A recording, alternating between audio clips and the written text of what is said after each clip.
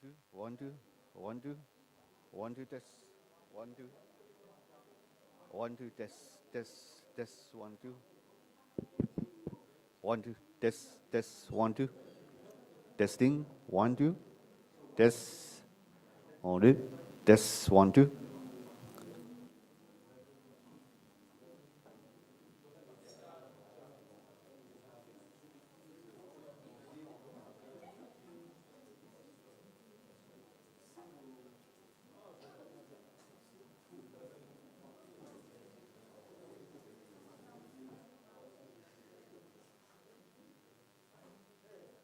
Test.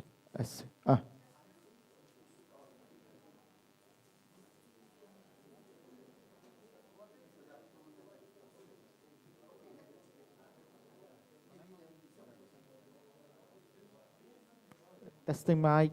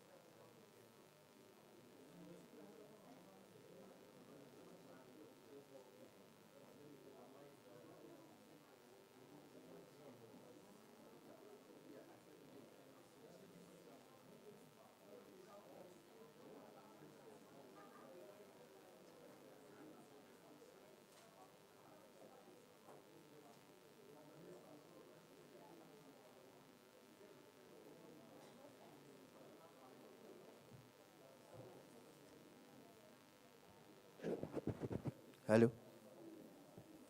Good morning, everyone. Please be seated. We'll start just now.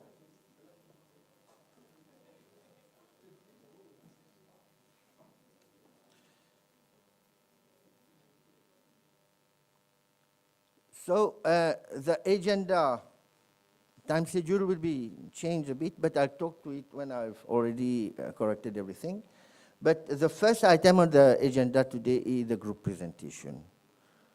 So are the groups ready, the group leaders?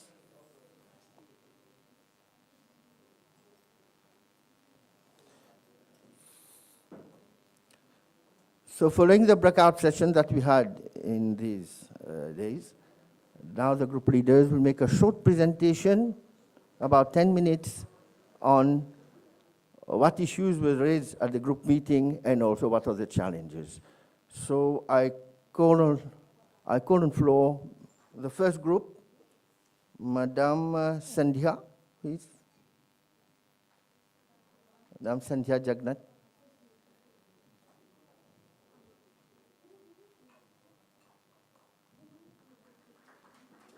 Where is she?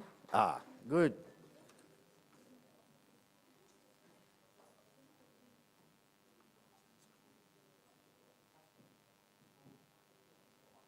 Where is she? Ah, great. The floor is yours, Sandhya.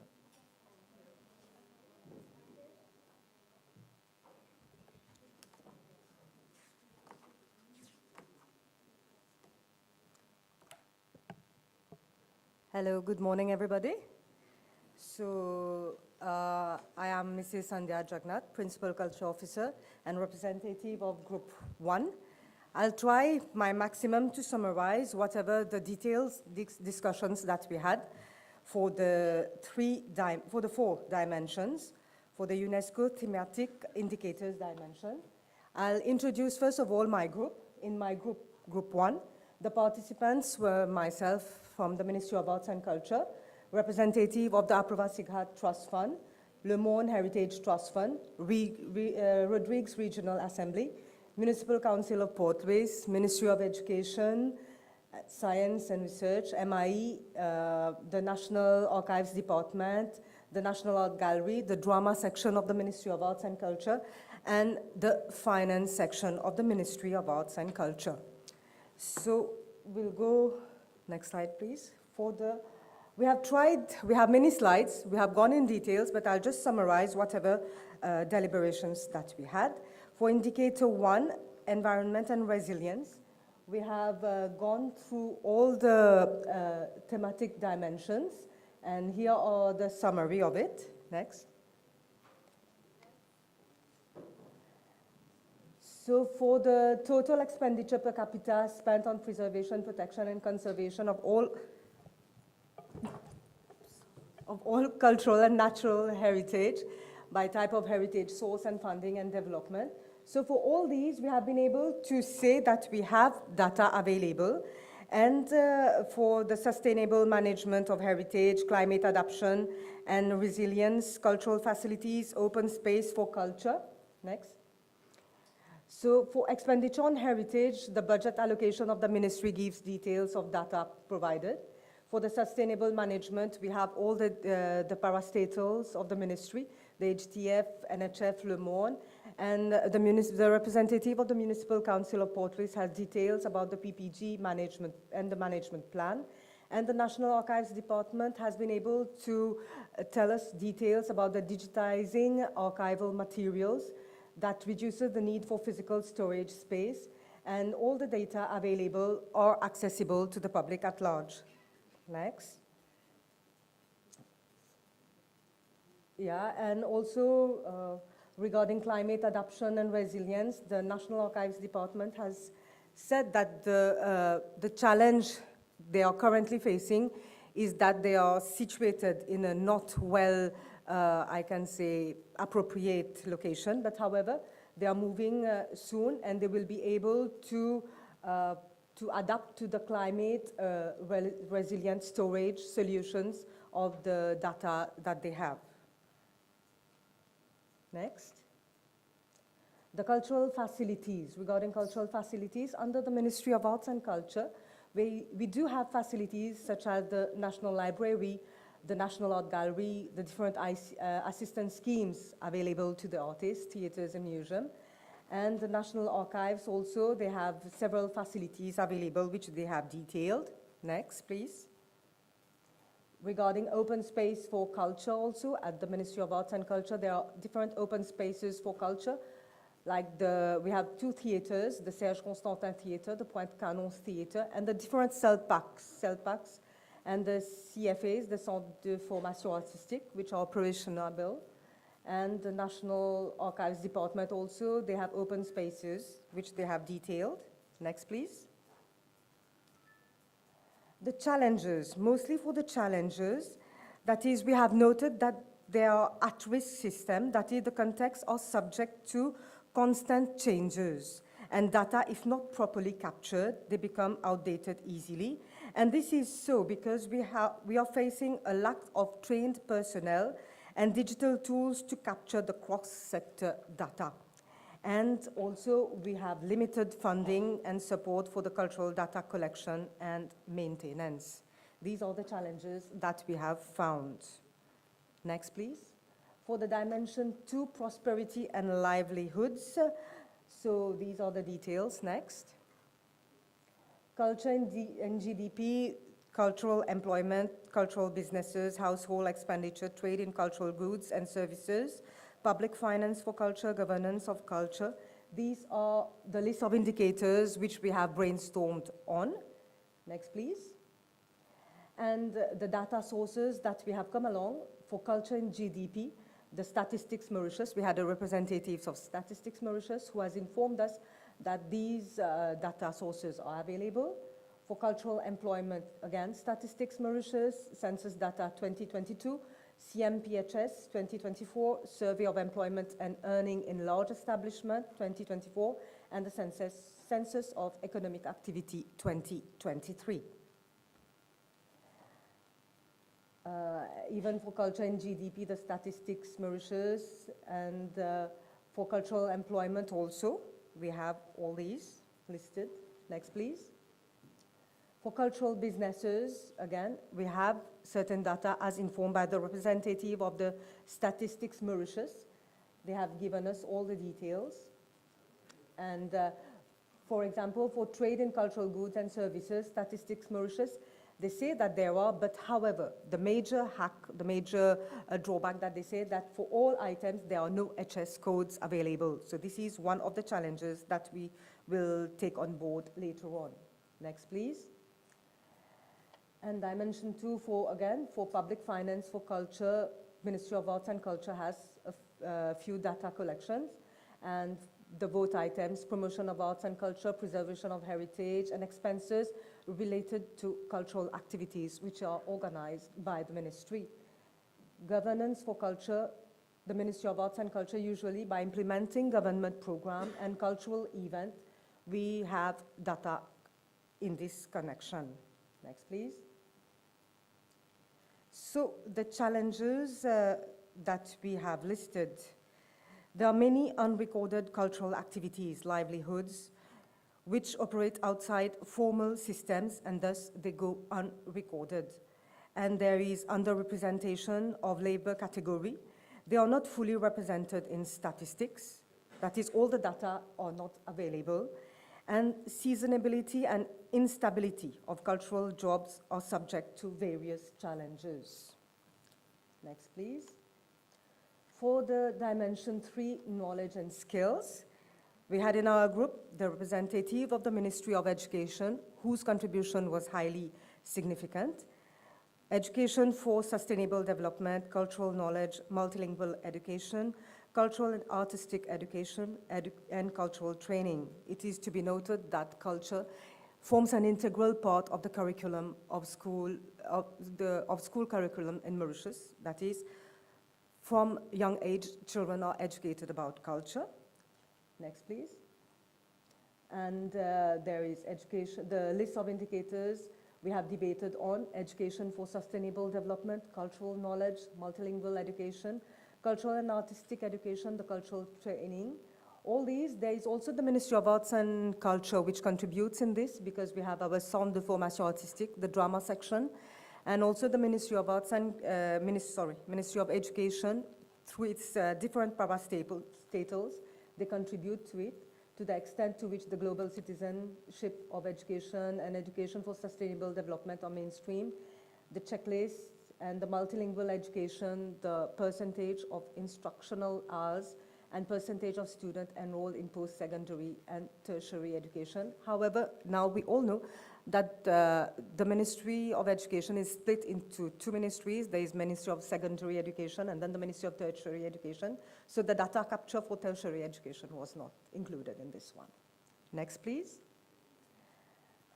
These are the data sources mentioned for the education for sustainable development in connection with the school curriculum, the MIE, the MGI, the CEDEC. The AGTF has public program. Le Monde Heritage Trust Fund has educational kit and public program. Next, please. For the cultural knowledge, the data sources, Ministry of Arts and Culture, like I mentioned, there is the drama workshops, the different activities organized, Le Monde Heritage Trust Fund, AGTF, etc., and the MIE.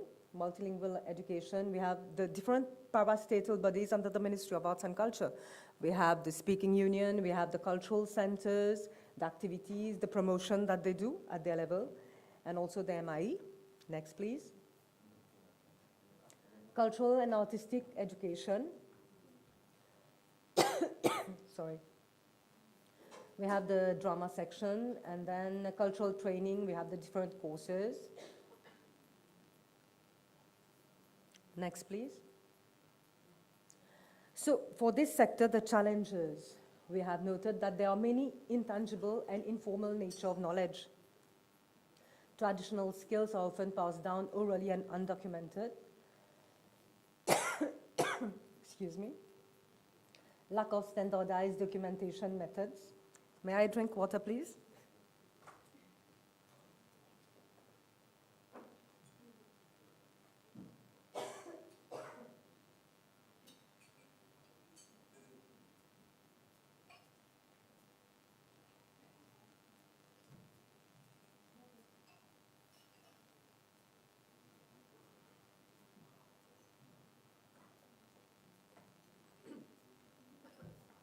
Thank you.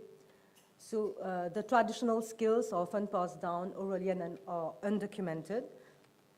There is the lack of standardized documentation methods. There is no common framework for recording cultural knowledge, leading to fragmented and or inconsistent data.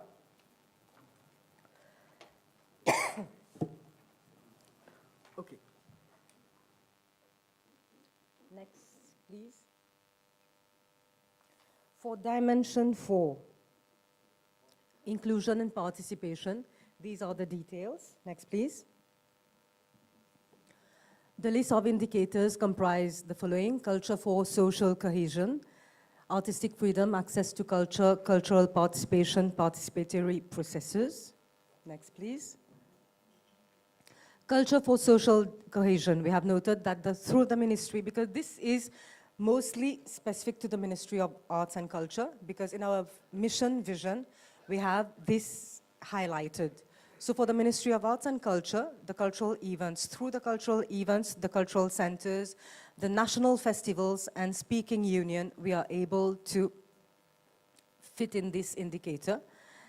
There are different activities which are organized by our parastatal bodies also, which are detailed here. And also there are our different outstations like the Centre de Formation and the drama section, which go out to the grassroots level and they promote, they make access to this social cohesion, access to culture. Next, please. Artistic freedom. This is, we debated a lot on that because we have, the ministry has to yet update the status of the artists. It is related to the artistic freedom and the identity of the artist. This is one major challenge which we will talk afterwards. The access to culture, availability of cultural infrastructure in relation to the distribution of the population. We have cultural infrastructures like the Serge Constantin Theatre, the Pointe Canon Theatre, the museums, etc.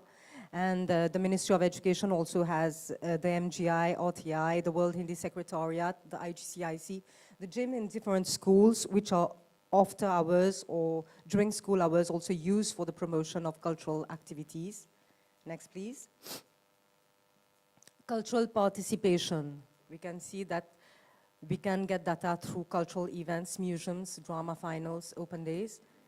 And however, for the participatory process, well, for that, we didn't see that we could capture much data. So for these, the major challenges, next please. It is no standardized indicators for inclusion or participation.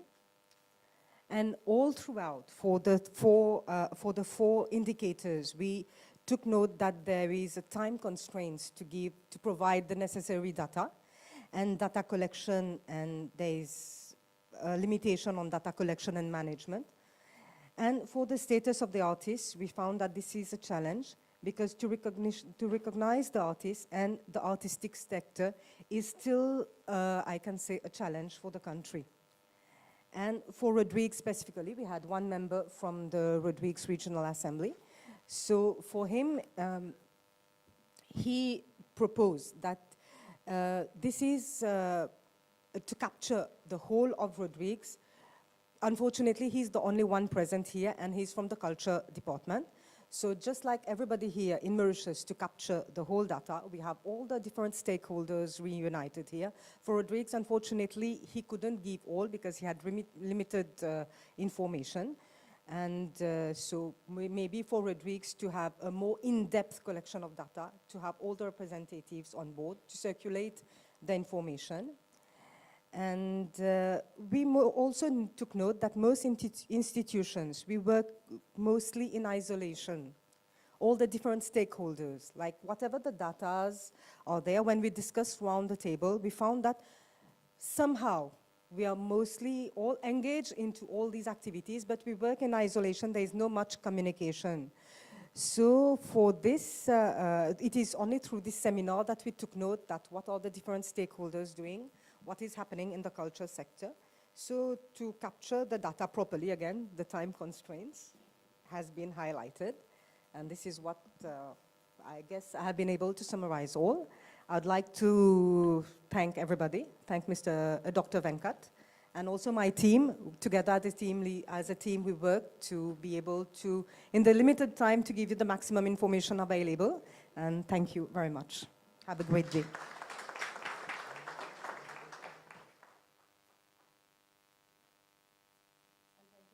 National Coordinator, Dr. Deepak. Thank you for a very concise and presentation on your group challenges. Now I will call on board Mrs. Mauritius for Group 2. The floor is yours. No. Hello, bonjour tout le monde. No, don't worry, I won't be singing today.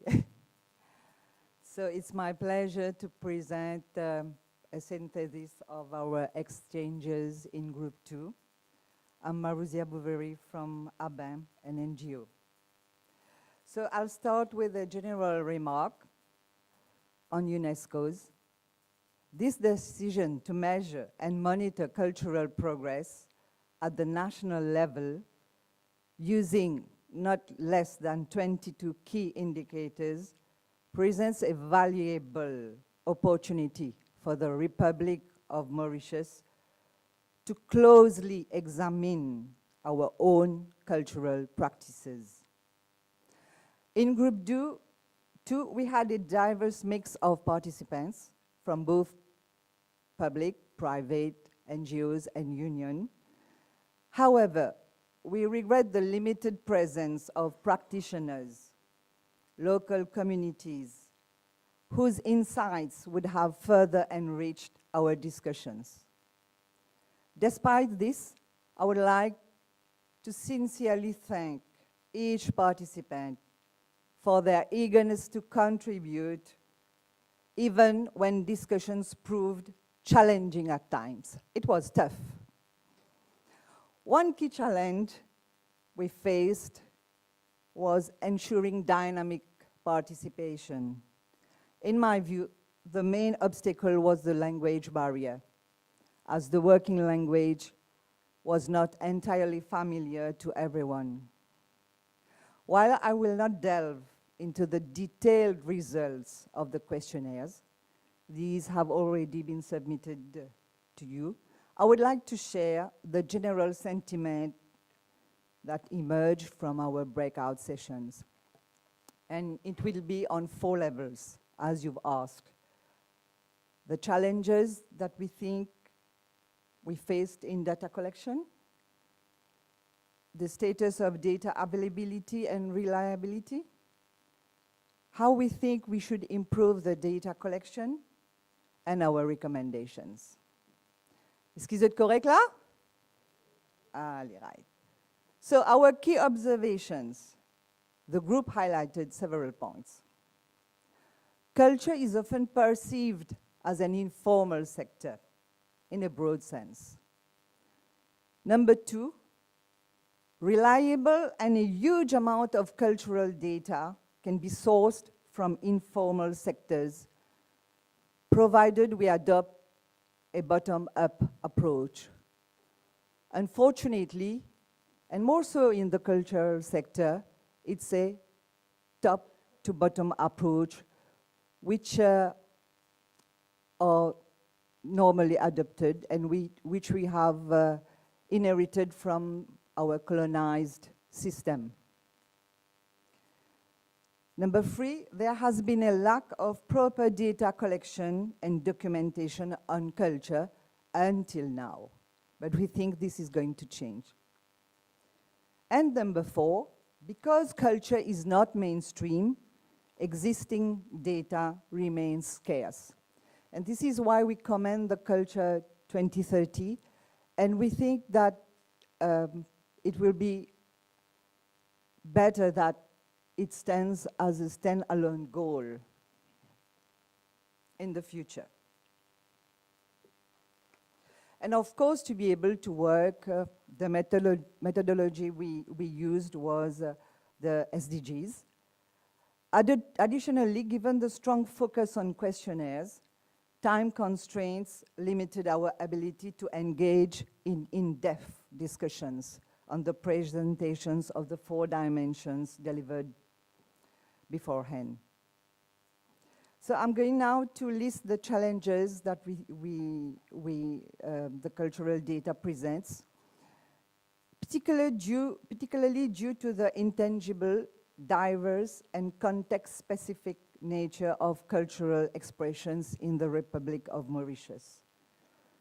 So some of the key challenges that we think exist is the lack of standardized definitions and methodologies. There is no universally accepted approach to defining and measuring cultural indicators. This is what we think. Number 2, absence of a national system for cultural statistics, although we have the Central Statistical Board.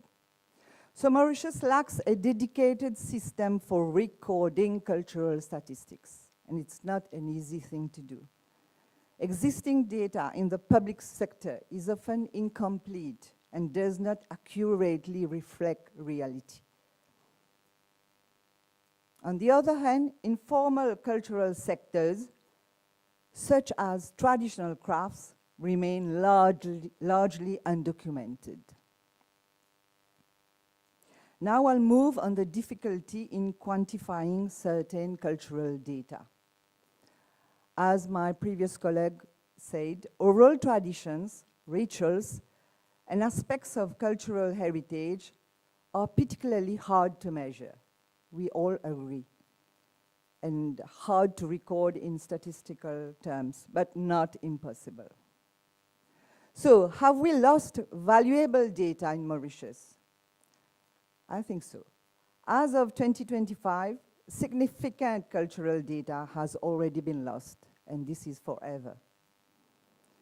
Information on attendance at cultural activities, for example, gender-based data, such as gender parity among artists and event participation statistics, have not been systematically recorded.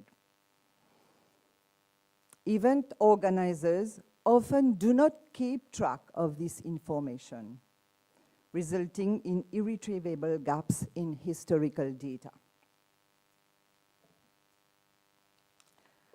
Now I'll move to the data availability and reliability, as Group 2 has discussed. On the access to data, many participants in our group did not have access to relevant data, due to various reasons, of course. Cultural data has historically not been considered a crucial aspect of the work. NGOs, on the other side, tend to have well-documented cultural data.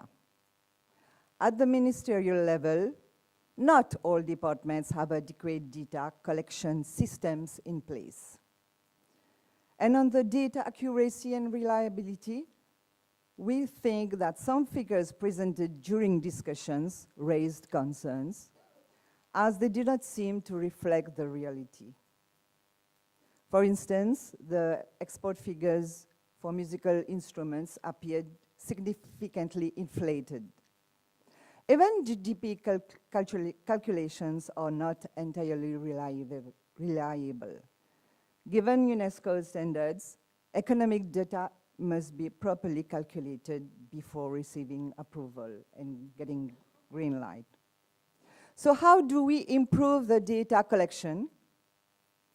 We have to ensure a more accurate representation of the Republic of Mauritius cultural landscape. And we propose the following measures. Number one, collect data at the source. Information should be gathered where cultural activities are happening, if possible, whether in villages, coastal communities, or through existing local networks, including NGOs. We have to ensure comprehensive coverage. Data collection should represent the entire Republic of Mauritius as a state, rather than focusing solely on the island of Mauritius or a little bit on Rodrigues. We have forgotten Gargadas, we have forgotten Agalega and Chagos representatives. We have to develop a sustainable mechanism for continuous data collection, establish long-term systems involving public institutions, private entities, NGOs, and local communities to ensure cultural data is consistently recorded and made available. And I come to the recommendations that the group would like to propose. A fully inclusive approach is necessary to improve cultural data collection. There must be synergy between public, private, NGO sectors, alongside individuals and local communities, to develop the most effective methodologies for gathering and documenting cultural data. By fostering collaboration, we can ensure that cultural statistics are collected consistently and systematically, providing a more accurate representation of the Republic of Mauritius' rich cultural heritage for years to come. And the second recommendation would be to engage into a nationwide reliable survey on specifically culture in the coming years. So to conclude, my friends have left a note for me to read for you. In Mauritius, we all come from different ships, but we are all on the same rock now. Thank you very much.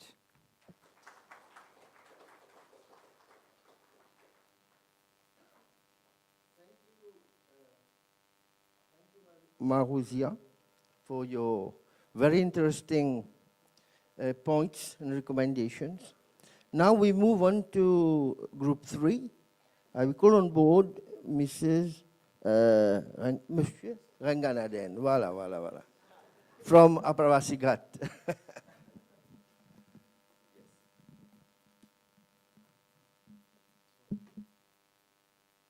Good morning, everyone. Yes. Good morning, everyone. Just testing the pointer. No, we are going for next. So we are presenting for Group 3. Group 3 regroup several institutions ranging from the private sector to the public sector. So we had a very interesting debate during those 2 days, during the breakout sessions. We collected lots of point of views of how data is collected, what is missing. And so we gathered together, everyone had their point of view on this methodology as well. So we are going to start. Next, please. So this presentation provides a summary of the data collected during this workshop. And we would like to thank Mr. Bahadur and Mr. Venkatraman for guiding us through the process, because when we started, we were a bit lost. And then as we spoke among our friends here, we started gathering the data, what sources was available and all that. So, sorry. We managed to have a level of cross-sectoral data sources to assess the strength, gap, and alignment with international frameworks. Our methodology, we also reviewed the indicators under the 4 thematic dimensions. During those 4 breakout sessions, we were able to gather a whole of what was missing. It wasn't just one thematic, it was in all the 4 thematics. So we won't be taking one by one. So we assessed the availability and quality of the cultural data available in Mauritius, identified the institutional sources and policies, highlighted the positive contributions, and most importantly, the challenges and recommendations. Next, please. So not all is bad.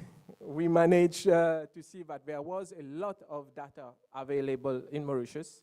Although scattered, it was available. Some were at Statistics Bureau, but then when you come to culture, Statistics Office has a lot of data, but how is it used? This is one of the biggest challenges that we think is going to happen. But we have strong legal frameworks in terms of culture, in our opinion. There are some gaps, but we still think that for what we saw during these breakout sessions, that we have a strong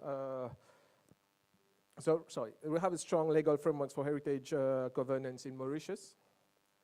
Our cultural infrastructure, such as museums, libraries, community centers, cultural centers, is accessible across the regions in Mauritius. So the data is shared, culture is shared around Mauritius. It's not just focused on one area, one part of a society. We celebrate high level of public participation in cultural life through festivals, heritage practices, open days, museums, educational trips. These are all accountable, maybe not in terms of monetary, but we do practice all this. It is inclusive of culture in our 21st century. There's also a commitment to education, cultural education and training, both informal education and specialized institution. The Ministry of Arts and Culture is doing quite a job having more than 30 parastatal bodies all linked with culture and having to gather all that data. It can take time, but we still have it. We have cultural centers, we have speaking unions, we have heritage parastatal bodies. So the data is somewhere here, is already available. It's not like it's missing. These demonstrate that we can go forward with the indicators and the reporting, being confident that we are not lacking so much data that we have. Next, please.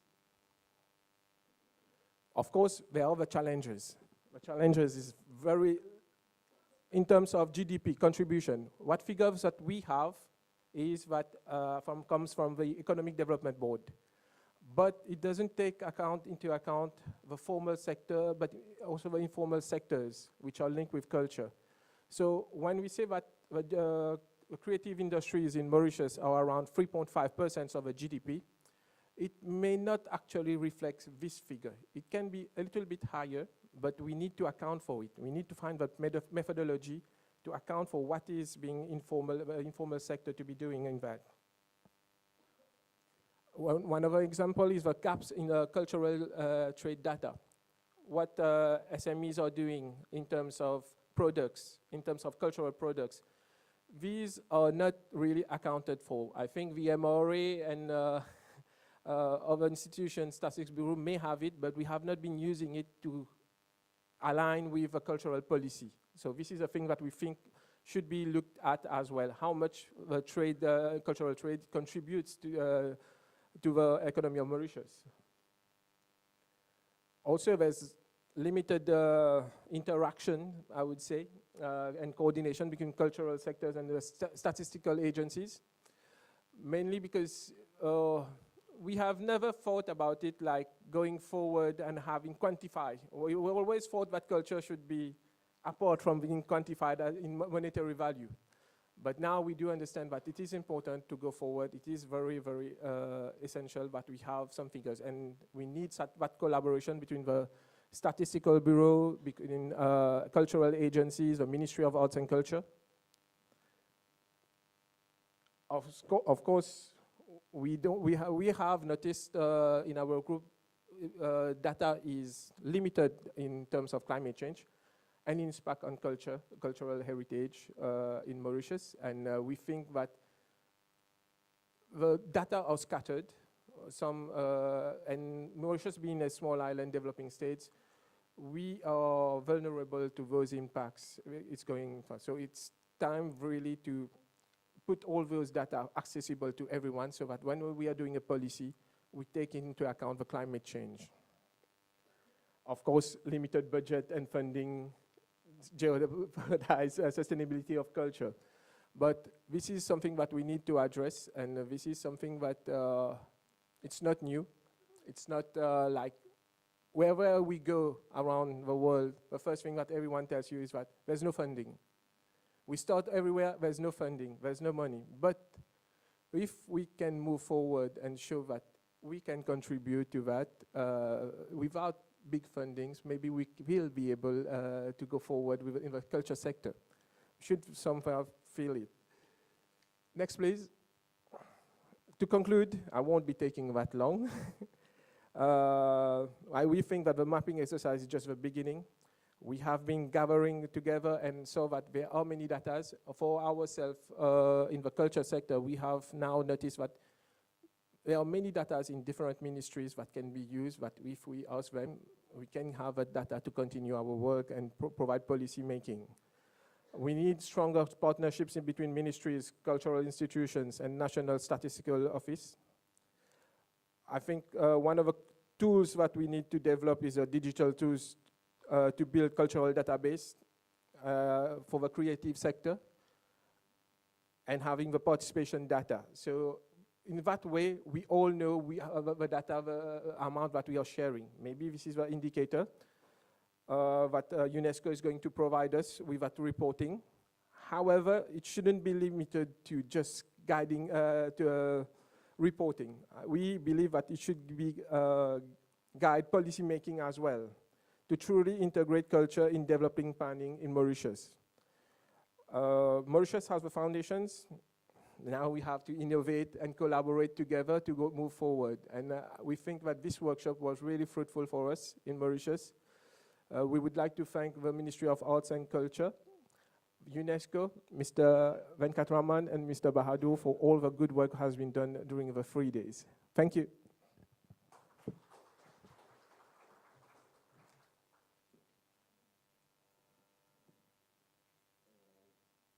Okay. Thank you, Mr. Nganaden. I think it was a very, very rich recommendations and proposals, and also the challenges. Now we move to the last presentation for the group session, for the group leaders. I will call on board Mrs. Natasha Kiduram-Charita from Group 4.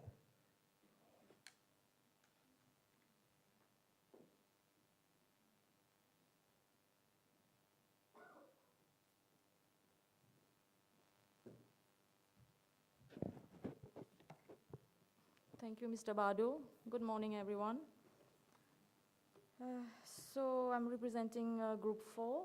My group constituted mostly of course, Ministry of Arts and Culture, Ministry of Youth and Sports, Ministry of Commerce, the Blue Penny Museum, Ministry of Foreign Affairs, University of Mauritius, the MFDC, MRA, Statistics Mauritius, and the local authorities there were the councils and municipalities, and Conservatoire de Musique de François Mitterrand. That's the disadvantage of presenting last. I guess I think most of the points have already been raised and challenges have already been addressed. So next, please. Yeah, when we're talking about Dimension 1 regarding environment and resilience, the key input that we have identified, I mean, I come from the heritage institutions. This applies also to the Le Monde Heritage Trust Fund, the National Heritage Trust Fund, which are mandated to preserve and promote cultural heritage through intangible cultural heritage, build heritage conservation, adaptive reuse strategies, policy development, while also contributing to sustainability and climate action and resilience. And we have the Ministry of Arts and Culture that serves as the primary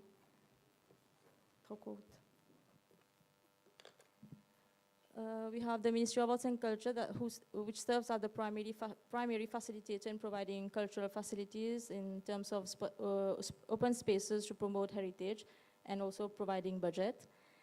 We also identify some facilities from the University of Mauritius, from the representative who were here, such as, again, open space for conferences, workshops, and library to support research activities.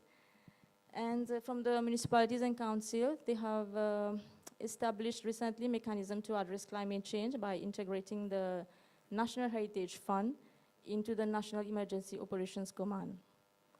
So for this part, for this dimension, the challenges that have been identified by the group, it's that records and public activities, events and other facilities are available, but specific data are not quantified by the non-heritage institutions. For us, like we are the World Heritage Property, we work for the, we are the World Heritage Property, so we are answerable to UNESCO, so we have our data, they are quite accurate and precise. We have to report to UNESCO on a regular basis. But for the non-heritage institutions, it's not something common that they do. They keep records of activities, but don't have the numbers, how many visitors were present, how many public were present during the activities. Next, please.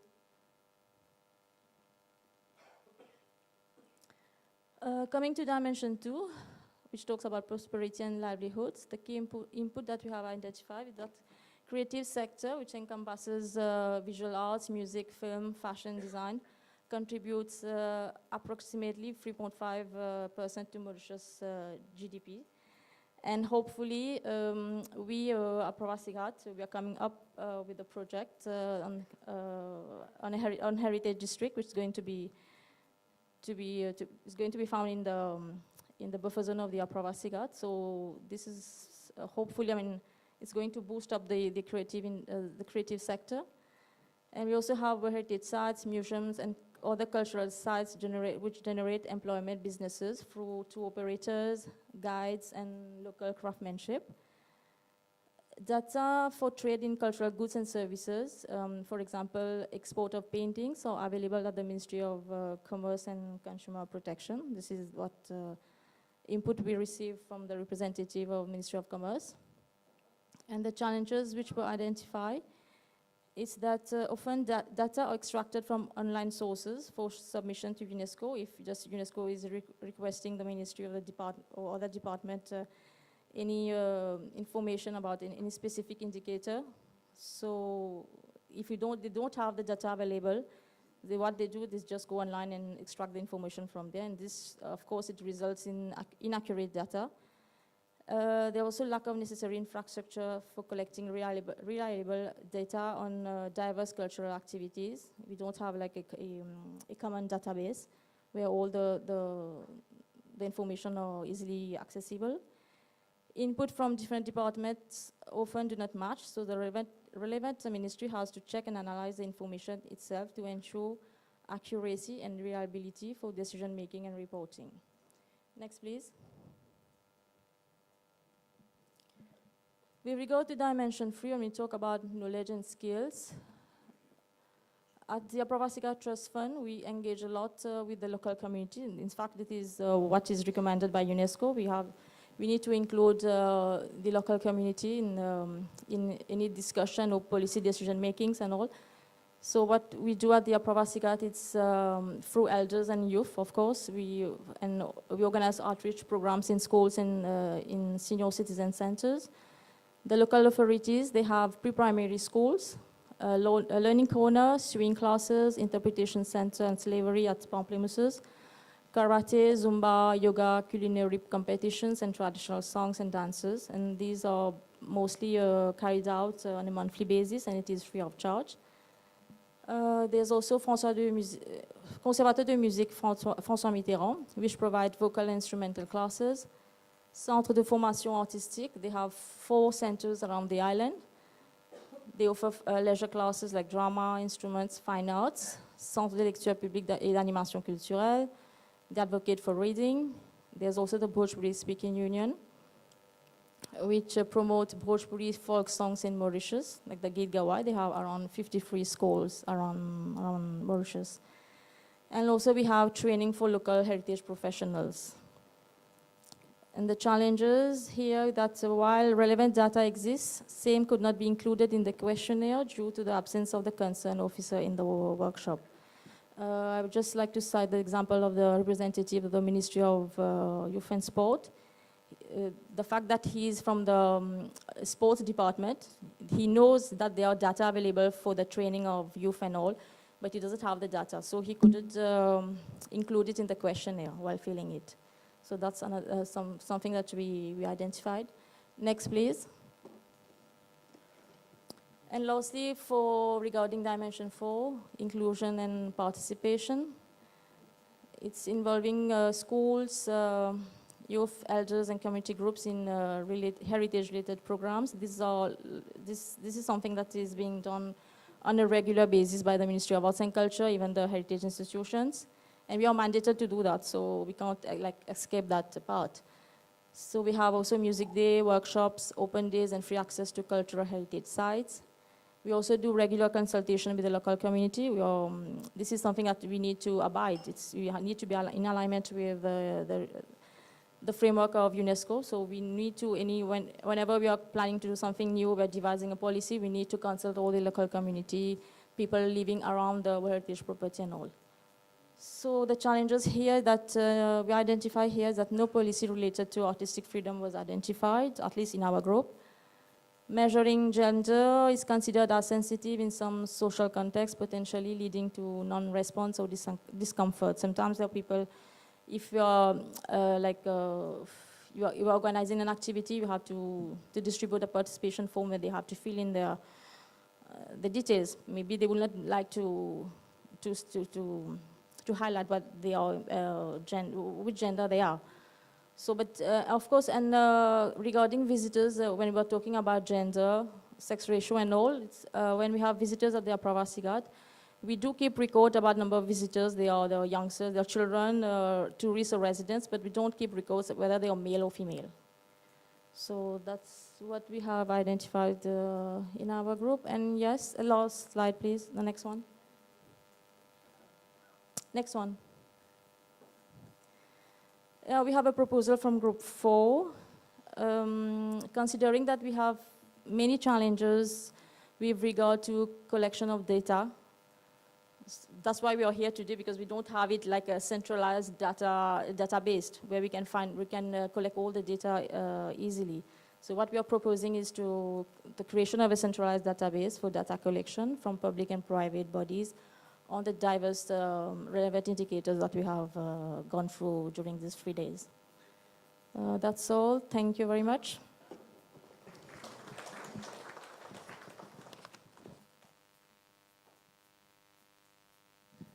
Thank you very much. I think it's a very good presentation and also much information here.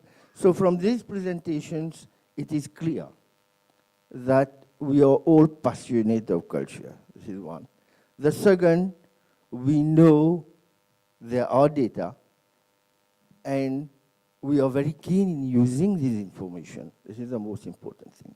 Now, the day before, someone told me that, you know, government is like this.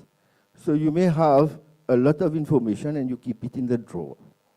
So they were talking about the form that we were filling at the breaking sessions. But let me tell you that work has already started. I would like to just make a presentation, not a presentation, a graph. Please.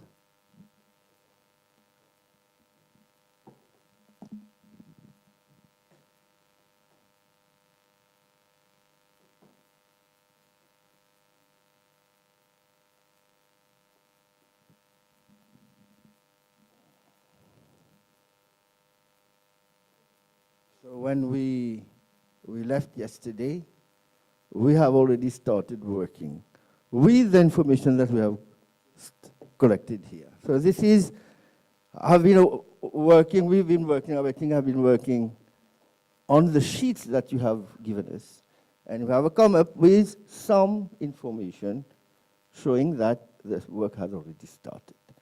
So this is the first 12 indicators. I've not separated by theme. But from the graph, you see that we have a lot of data. So example, for expenditure on heritage, we have more than 30 institutions who have data. Maybe these data are not being used. For what reason? So it will be our job to set up that system of data collection. With, of course, for good recommendations for this. And as you see, you can see, for example, for household expenditure, we have only 4 or 5. And I was from statistics, and I thought that for value added, we may have only statistics office, but some information are available at other culture and GDP. There are some not value added, but there are some data which can be used to improve the statistics and so on. So I would like to thank all the group leaders. I know it was a very tight schedule because the last session ended yesterday afternoon, and to come up with such a good presentation by the 4 leaders, it was really a very good teamwork. So I think all the team and all the participants need a good applause.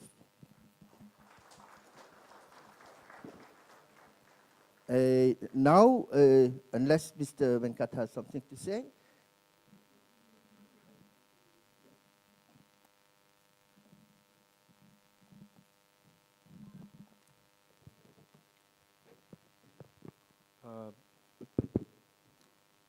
A very good morning to all.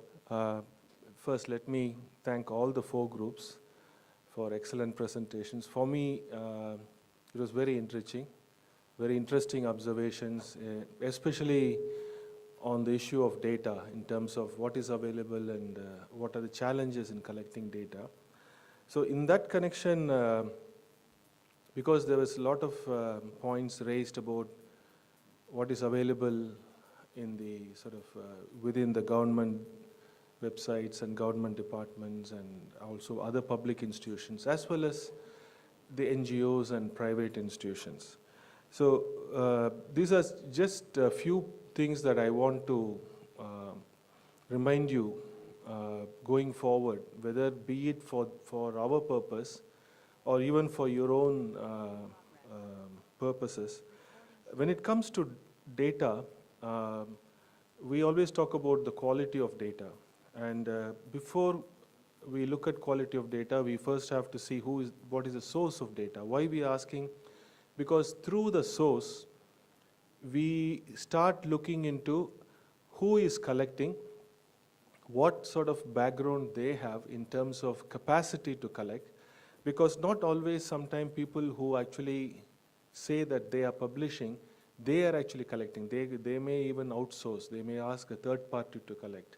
But then once that data is sort of collected, then that particular institution takes the ownership, or then they publish the data. So releasing the data, because having data, collected data, but not publicly known or making it available, it doesn't make sense, because sometimes due to several reasons, both in the public and private sector, they do collect data, but it's not released in time. There is a big delay. Now, one of the first elements in quality of data is how timely these data are, especially in many areas such as education, health, and culture. If a data is going to be released much later than the time it was collected, it loses its relevance. So it's very important. So how soon it's released.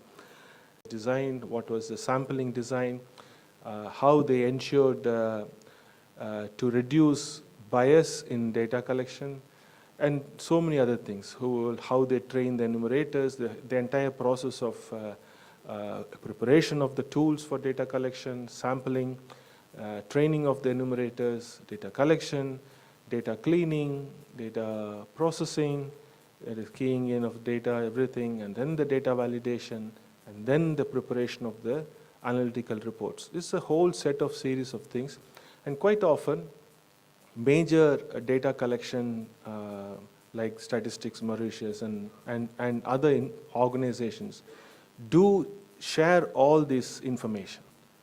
So one good sign when you are approaching any data, see whether that data that you are looking at also has this background information about the methodology, the sampling, and then access to the questionnaire, etc. Because that tells a lot about the quality of this information, because that particular institution has taken a lot of effort to ensure that data is of quality. And also to what extent the data, we have disaggregated levels of data, because quite often we want to know, for analysis and comparative purposes, we need to have certain levels of disaggregation by sex, by geographic location, by economic grouping, etc. And in culture, like for example, when you say performance on arts and performance, we want to know what type of, is it visual arts or things like performing arts, etc. So do we have data that is disaggregated? If it's there, then the depth of analysis also gets better, it gets richer. If not, at the aggregated level, if we have data, then our analysis also and our understanding of the issue also is going to be remain very, very general. And also how accurate these data are, as I said, that we can gain through looking at the methodology, how they have approached the data collection. And finally is the accessibility in terms of whether it's published as reports, whether it's available online. So this is very important. Then a couple of points on some of the suggestions. I think I like the suggestions by some groups. One thing that comes to me, which will be very useful, two aspects. One is there is a need for some kind of inventory of, especially for like artists, performing institutions or institutions that provide cultural training. But I'm talking about inventory that covers everything from the urban centers, Port Louis, to rest of the country. So that will be easy to know who is doing what, and that would have been very useful even for organizing such workshops. And of course, that point on database, I think comprehensive database that collects information from both public and private organizations who are collecting data, and not only cultural institutions, I mean those dealing with culture, but also other intersect. Because as I said, we have seen the transversality of this topic, because culture cuts across whether it is labor or education or environment. So we may need to have a database that connects with other kind of data that's available with other institutions.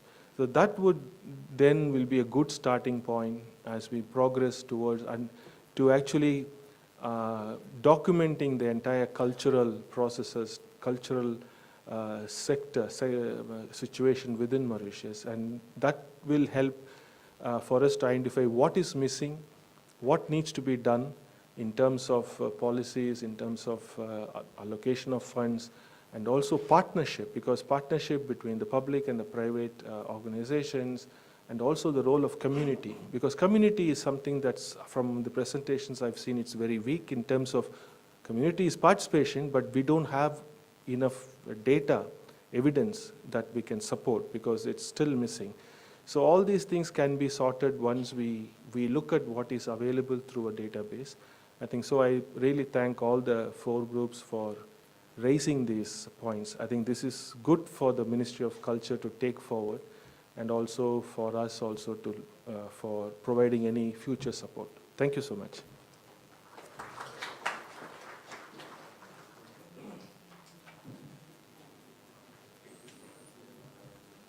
So we'll break for coffee, and I think it is 15 minutes. Yeah.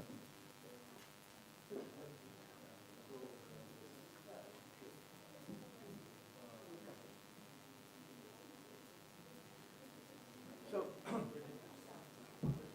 20 minutes. Okay. So we'll break for coffee for 20 minutes. So we'll be back at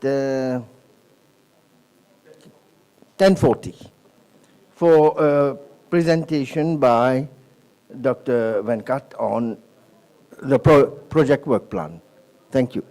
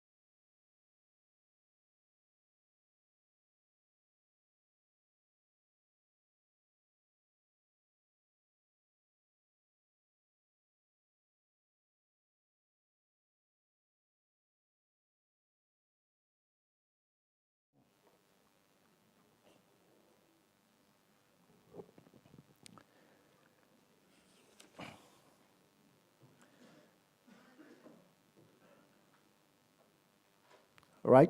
So let us start. You all have the copy with you?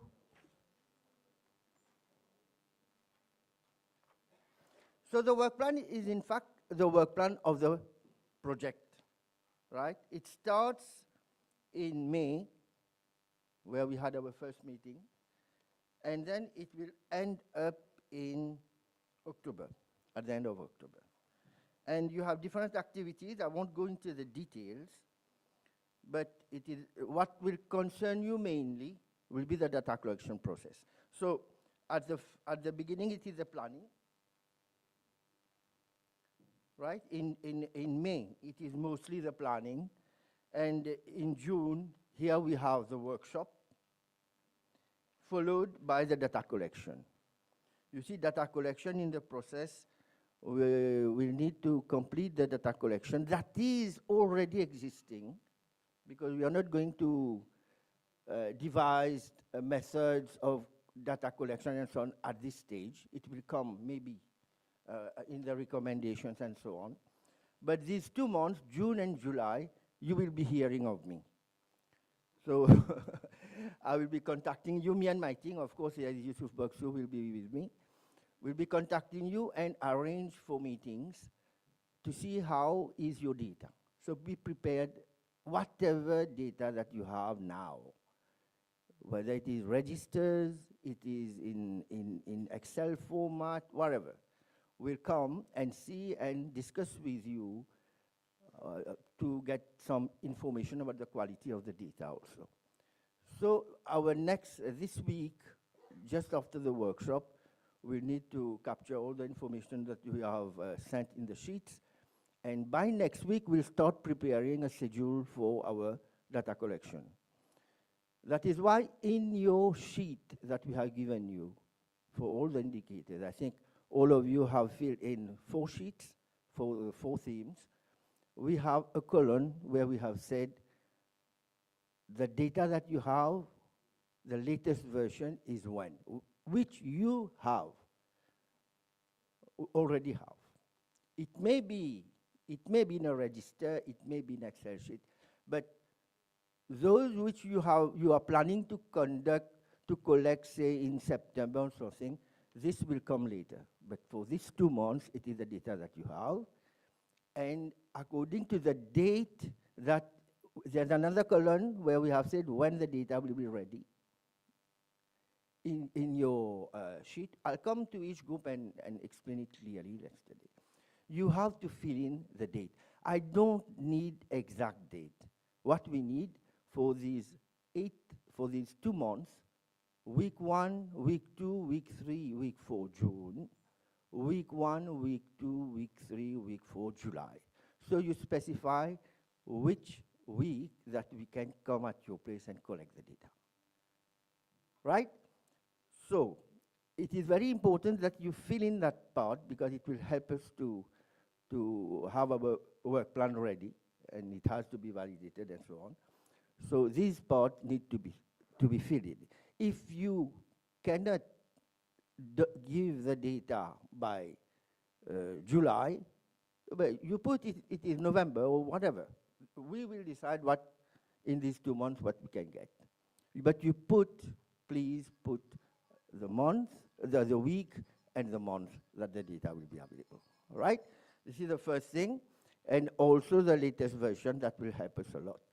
So in the breakout session that we'll be having just after my intervention here, all of you will go to your room, right?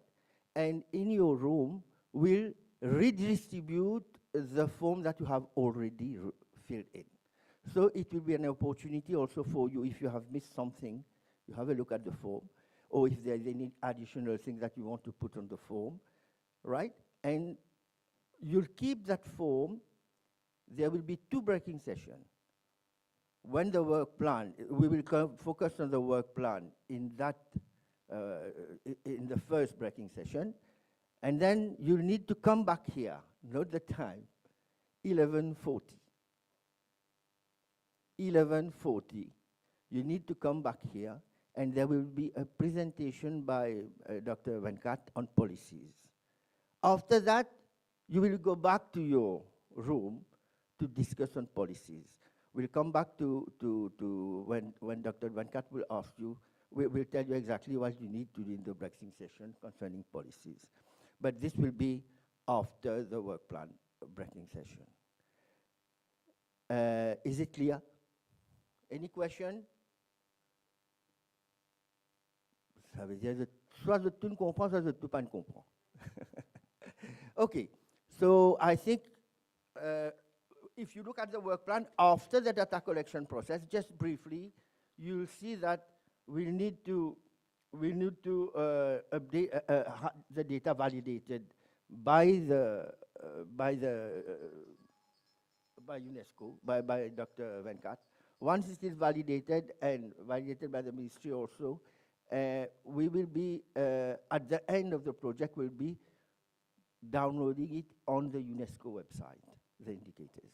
This is the last thing, but there's a lot of work that need to be done. We need to analyze the data to see the strengths and the weaknesses of the data, because each indicator will need to write a short report on the metadata. Metadata is methodology, quality, all these things. This, when I will be discussing with you during the fieldwork section, I'll take up this issue with you.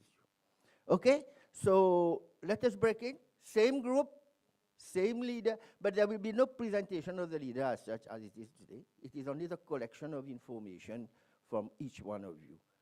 As it was yesterday, I think there were, Mr. Buxtu will liaise with our colleagues from Statistics Mauritius to just ensure that all the forms are collected at the end of the second breaking session. So we'll not collect the form at the end of the first breaking session. It is at the end of the second breaking session that we'll collect the form. So the form will be with you up to now. Okay, thank you. So let us break.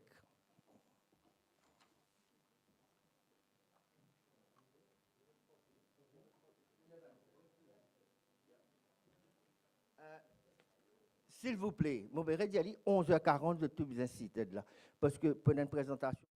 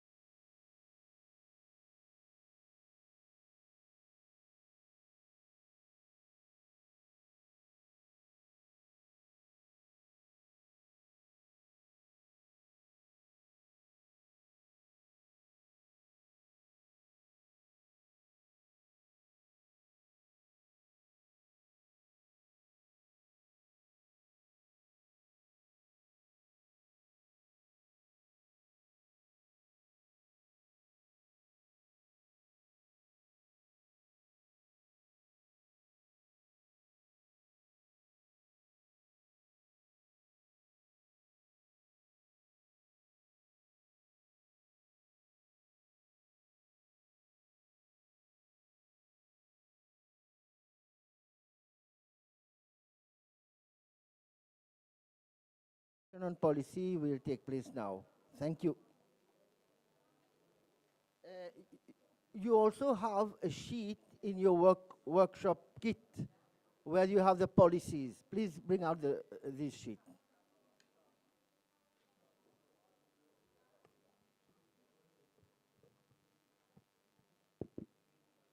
Okay. Yeah. So I'll tell you.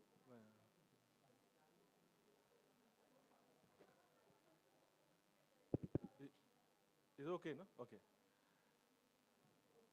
So as you know that we have one more group exercise to basically look at policies and see whether these policies can be aligned or whether they really talk about some of the issues discussed in the dimension, like either at the dimension level or at the indicator level. So Mr. Bahadur and his team, they put together the possible list of policies and under the three groupings. So what I did was, just to facilitate your work, I did a quick review of some policies and I tried to align them with some dimension and indicators so that you will get an idea as to how to go about. So basically in that list you have, there are three lists are there. First list is the national legislation and acts. Then you have those cultural conventions of UNESCO ratified by Mauritius and other international treaties. So what I felt was these national international legal instruments that's been already ratified, it's an indication that there is a strong alignment with the UNESCO Culture 2030 indicators, and it also provides us the necessary foundation for tracking Mauritius' cultural contributions to sustainable development. It sounds very positive. That's what I got from looking at some of these policies. But many policies require updation in terms of implementation strategies and data collection mechanisms, because some policies are not really emphasizing the need for monitoring. Because the minute you are introducing monitoring evaluation of any policies and programs, you need data. So that was kind of not missing. Some policies require some updating. And so that we can measure all these indicators. So this is, I did very, very quick review because I didn't have much time. So, and also you have better knowledge about the policies, the details. But this is what I got from that. So this mapping, we can maybe at one of those outcomes will be a kind of a dashboard that we can create with all these policies mapped along with Culture 2030 indicators. Next, please. I'll just walk you through some of the policies I reviewed. Next, please. Okay, this is the first policy, National Heritage Fund. So how I've done is, I said like the relevant dimension would be environment and resilience, which is the dimension 1. And there are a couple of indicators that we can align with this policy. One is on expenditure on heritage and sustainable management of heritage. And this act, what we see is it established a legal foundation for conserving built and natural heritage in Mauritius. Most importantly, it mandates the identification, classification, and management of heritage assets, enabling budgetary and institutional tracking. Now, this is in the policy, whether it's actually happening. In order to happen, what else we need to put in place? For example, do we have specific monitoring plan so that we'll be able to do, and what sort of data that is needed?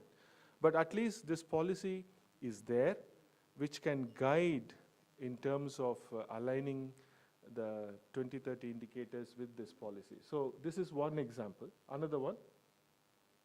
Next, please.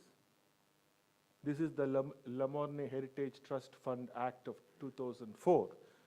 So this, the relevant dimension here would be environment and resilience. That's one dimension, as well as the inclusion and participation, the other dimension. and 2 indicators, that is dimension 1 and 4.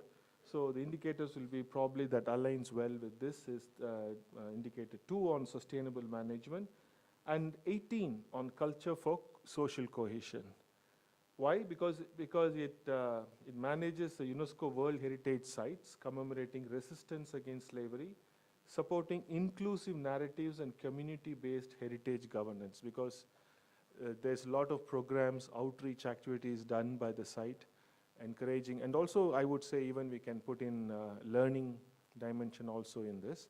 So it's just to give you an idea how we approach these policies and how we align that with our 2030 indicator framework. Next one, please.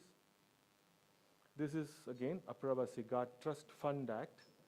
So the 2 dimensions are environment and resilience and knowledge and skills. That's the education component.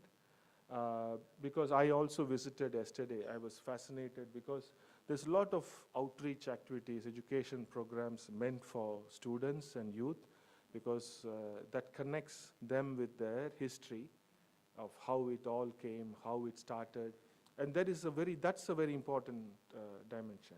So that also this policy kind of talks about. So it's very important that we also see, okay, the policy is there, what sort of information we have? Do we have some evidence to support this policy angle? So that's the brief analysis of this policy. Of course, you probably know the policy in and out, so you may also find we can add additional indicators or additional dimensions. So this is what we would want you to do with this list in the group work. Next one. This is Status of Artists Act 2023. The relevant dimension is prosperity and livelihoods, inclusion and participation, specifically on indicators 7 on cultural employment and artistic freedom.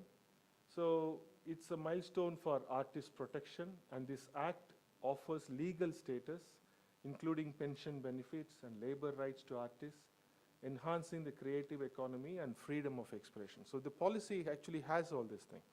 So what we need to do is how that has been implemented and what sort of evidence we have that this policy is being implemented. So this is very useful to follow. Next one is Copyright Act 2014. The dimension that relates to is prosperity and livelihoods, and 2 indicators, one indicator 8 on culture business and 10 on trade in cultural goods and services, because it ensures protection of intellectual property in creative sectors, helping to build a viable market for cultural goods and incentivizing content creation. Again, this is my very brief reading of the policy, so please don't think this is all to it. You may think, oh, there are other things. I'm just to give you an idea, that's all. That's why I did this quick exercise. But you know better. You can, again, probably add more to this analysis. So whatever you can add to align with the framework, that will be useful. One more. I've just did about 10. Yes, please. So there may be other indicators. Yeah. That's what I'm saying. So I had like less than 1 day to look quickly, whatever I could. Because for this purpose of the group work, something has to be given to you. So that's why whatever I could put together, I'm just showing. But this is not exhaustive. So you know better. So we want you to, not only this 10, there are other, this whole list is there. You can take a look that you can do the similar thing for that, if it's possible. Next one. This is the CELPAC Act 2009. The relevant dimensions of knowledge and skills, inclusion, participation. The indicators are 16 and 20. Next one, I'll just quickly go through the 10. This is the Mauritius Film Development Corporation Act. Relevant dimensions of prosperity and livelihoods. Indicators are 6, culture and GDP, and 8, cultural business. Because it's about creative industry, encouraging things, film production, etc. It talks about funding, training, networking, etc. So I thought these 2 indicators are quite relevant, sort of aligning with this. Next one, please. This is the Mauritian Cultural Center Trust Act 2001. Again, relevant dimension is inclusion and participation. Specifically, indicator 18 on social cohesion, and 21 on cultural participation. Next one. Climate Change Act 2020. This is on environment resilience because it directly relates to the dimension. Specifically, indicator 3 on climate adaptation and resilience. Next one. This is all the UNESCO cultural conventions ratified by Mauritius. So basically all dimensions are relevant, and several indicators can be grouped under this. And Mauritius has ratified all these UNESCO conventions. So this shows that how there is a strong alignment with international commitments, and also that encourages that there is a need to collect data, promote data collection, and also Mauritius' active role in global reporting on the progress of these conventions. Next one, please. And these are all the other international treaties. But I didn't go into details, so maybe you probably know. But what I have put is possibly these are the dimensions and these are the indicators that we can connect with these international treaties, and a brief analysis to what these treaties are actually talking about. So this is that's the third part in your list, called the other international treaties. So this is how I basically grouped it. So what will be useful is, I think the forms are there. If you can take a look at it and add anything from this angle, if possible, the dimension and indicator, that will be useful, because everyone can read the document, but someone who is well versed with the policy and acts can be, now that you know the dimension, the indicators, so you can start looking at it and maybe do some alignments. And if there is something else is missing from this list, this is not the final list, you can also suggest, and if possible also provide which particular dimension it aligns and which indicators it aligns.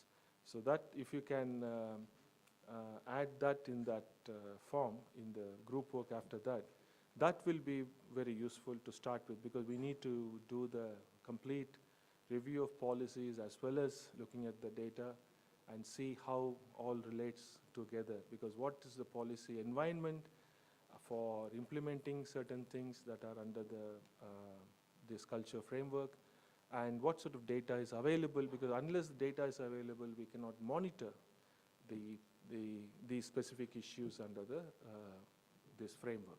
So that's where it is. I hope it's clear. So we now break for lunch? Yeah.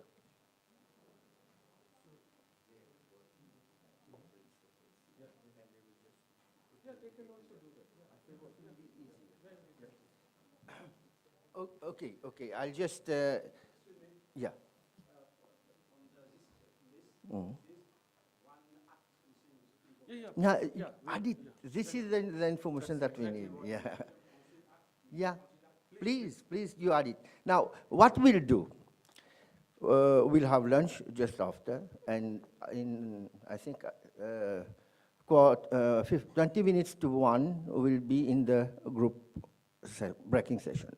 Now, in the breakout session, you use this document, right? It will be easier, and for this document where the policy is, for each policy, discuss which are the indicators that are relevant in your policy. So what I suggest, in each group you have some 20% or more, you can allocate the policy that is more relevant to certain group within your group. So they work on certain policies to see what are the indicators. For example, if we're talking about Heritage Trust Fund, then the Pravasi Ghat and so on can be grouped together, who is concerned about, and they work in a group of these policies to allocate the indicators that are relevant to it. Instead of everyone just, okay, indicators 1, what do we do?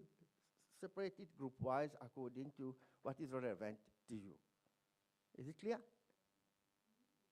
Les plus facile, nous prendre moins le temps aussi. I will go to the group, mais nous service, this is the document that you will be using, not this one. Sans quoi ça pour prendre trop beaucoup de temps. Okay? Then the group leader, il pour prendre renseignement, c'est une clarification, will be here, and we'll see how we can collect the information.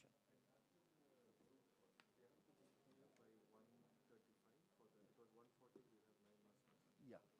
Et, yeah. Et à 1h35, je besoin Philippe prendre le lunch de l'UNASIS là, parce qu'il pour une online presentation par M. Naima. 1h35, you need to be seated, otherwise, nous pour, la pauvre dame pour que toucher son quoi là. OK? Thanks.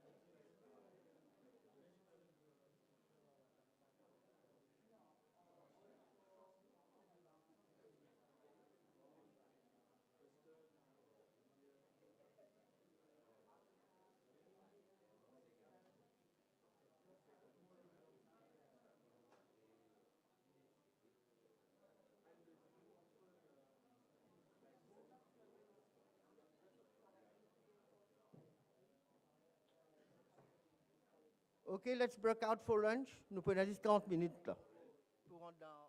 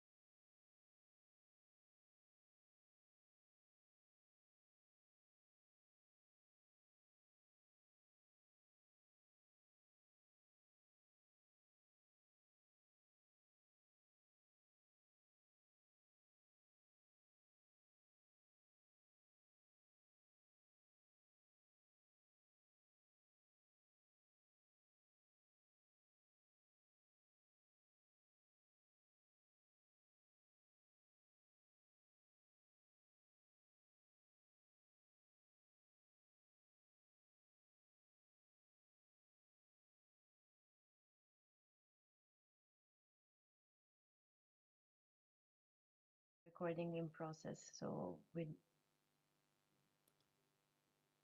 but this hope. is why I connected some time ago, but I could not hear nor see anything.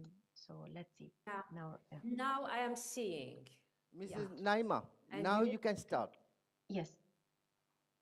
I can start? Yeah, you can start. Okay, thank you. Thank you. So I will share with you my PowerPoint. If you can give me the authorization, yes, I will.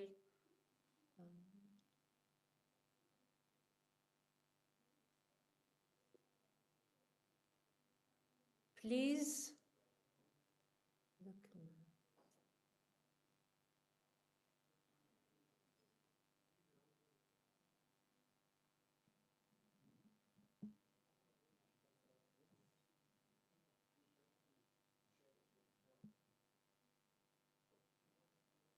I'm trying to share my file with you, my PowerPoint.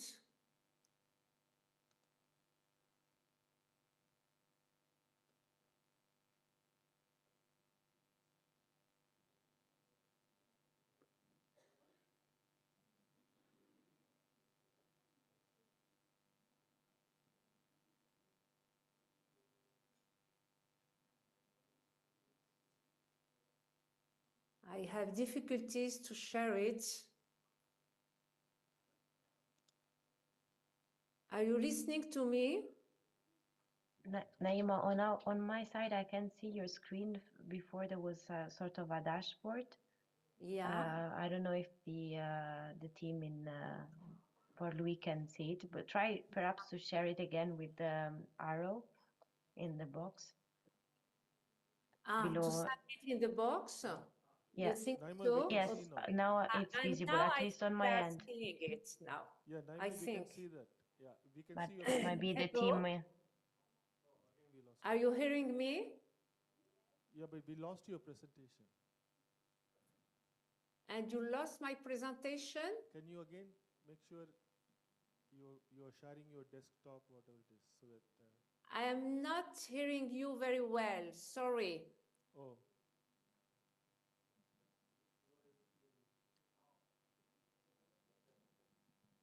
Are you seeing the slides now? Are you hearing me?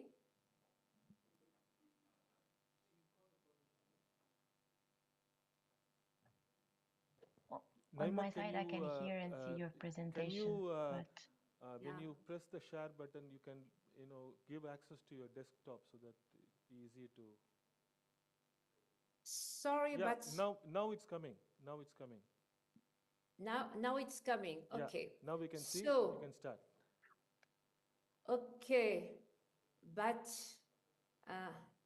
okay. So and are you listening to me? Yes, yes, very well. Are Yeah, you hearing me? yeah, very well. Thanks. Okay. Okay. So, but I have difficulty. I would like to go to the. Okay. Thanks. Hello everybody, and I will today share with you the lessons learned from the round one, mainly from Morocco experience. And I will first share with you general ideas, general rules for the 5 steps, and after that I will illustrate these lessons learned through one example, one indicator, that it is the indicator number 18. Now, if we can go to the step 1, please. So I will, yeah, here. Okay, so step 1. Step 1, I think for me, the main lessons learned is first to ensure that the methodology of the Culture 2030 indicators is well understood.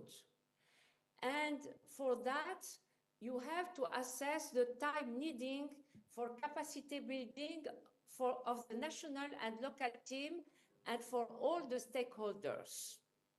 And you have, it's really something that it is very important to keep tracks between the awareness raising and the step of validation of indicator and the step of reporting. And the main lesson, I would say, is to try to maintain a balance between the effort required to gather all the data, to do all, to fill in all the indicators, and to not be overwhelmed, and to keep in mind that you have 6 months and a half to finish all the process, okay? So step 2, the main lesson for step 2, please, is when you are working in the step 2, to keep in mind the 3 other steps, you know, and to keep in mind, it means that while you are working on having a clear division of tasks between all the stakeholders, when you are really working on having sources, to keep in mind that you will to not wait the phase 3 to start the analysis, you know, to start analysis within when you are in the step 2. And when you are in the step 2, to start to, as soon as you finish one indicator, to try to validate it, to not wait until you have to all the 22 indicators before the validation. And also, while you are working on the step 2, meaning when you are collecting data and filling the indicators, to start shaping the key messages, you know. Why it is important to do it starting the step 2? It's because you have to share these key messages with the other stakeholders and to see how you can strengthen them. Sorry.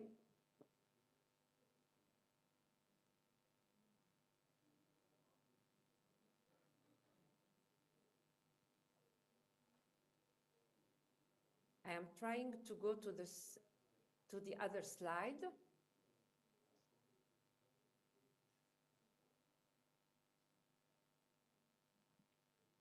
Okay. When you move from step 2 to step 3, really the step 3 is the easiest one if you really take time during the phase 2 to validate the indicators one after the other, and not to wait to have all the indicators. Step 4, when you have to analyze the results, the main lessons is to try to contextualize the results, you know, and here too, to contextualize, but to have only the analysis needed, you know, because you are not doing a thesis, you have a thesis, you have to draw a very short analysis. Now, so my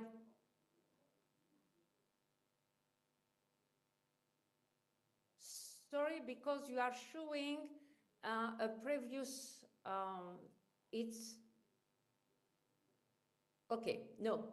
I have a problem because it's not the latest slide, you know. My latest slide is on my desk. Sorry, I'm going to try to show it.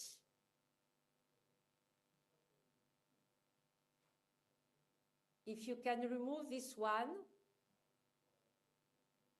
Sorry for this technical problem. I will try to share mine.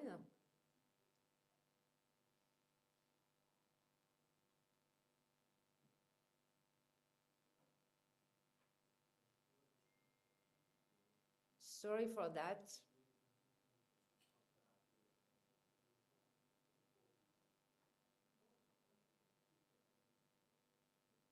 No, I have a real problem to share it.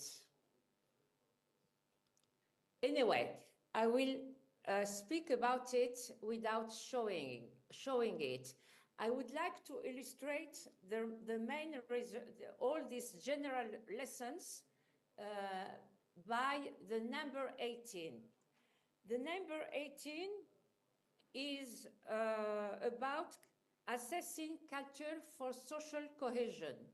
And it's a very interesting indicator. It's composed by 3 other indicators. It's composed by, and yesterday, Vantkat showed this already, this indicator, and I'm going to show it faster, to express, to speak about it in a very quickly. First, this indicator is a composite indicator. It's composed by 3 main other indicators. The first one, we're going to assess the intercultural tolerance, meaning that in Mauritius, from now to December, mid-December, because all the process, all the 5 steps are meant to be finished after 6 months and a half. It means that in mid-December, you will have, you will finish your journey, you know. This indicator, all the framework is, you can look at it like a journey, you know, a journey during 6 months and a half, a journey guided by UNESCO, and UNESCO is going to give you all the documents, all the maps, and you will supported by Vantkat, by me, and during the whole process, and me and Vantkat, we will work in close relationship with the team in Paris. This is for the UNESCO part. For the Mauritius part, the Ministry of Culture is the team leader, and he is, like today, he is going to coordinate, sorry, with all the stakeholders, you know, and at the end of the journey in mid-December, he will organize kind of an exhibition, and in this exhibition, he will show all the indicators, 21 indicators at Mauritius level, and 19 indicators at the level of Port Louis. And I will give only one example, and through this example, try to illustrate all the steps from the starting to the exhibition. If we take the indicator number 18, it's a very fascinating and tricky indicator because we are going to assess the link, the social link in, and by the way, the number 8 is an indicator that is calculated only at the national level, you know, and we're going to assess how the social links in Mauritius is a strong link, is a strong social links. And to assess it, we're going to assess 3 other links. We are going to assess the intercultural tolerance, meaning that we are going to assess the relationship that you guys in Mauritius, you have with other people from other culture. Second, we will going to assess the relationship that you have with people that are from the same culture than you. We're going to assess the intercultural trust. And third, we're going to assess the gender, the relationship and the mental representation about the gender equity. So thanks to these three elements, we will have a vision about to what extent the social link is important is strong in Mauritius. And for that, I would like to share you a result taken from Morocco. In Morocco, we found that in average, the link is really, there is a gap, you know. There is only a few trusts, intercultural trust, but there is a strong tolerance toward the other culture. And for the gender equity, it was an average. It was a percentage of 57%. And here, it's very important because when you are gathering data, and it was said by Venkat, you have the word, the barometers, and you have all these word wave surveys. And you can very quickly gather data and calculate this indicator.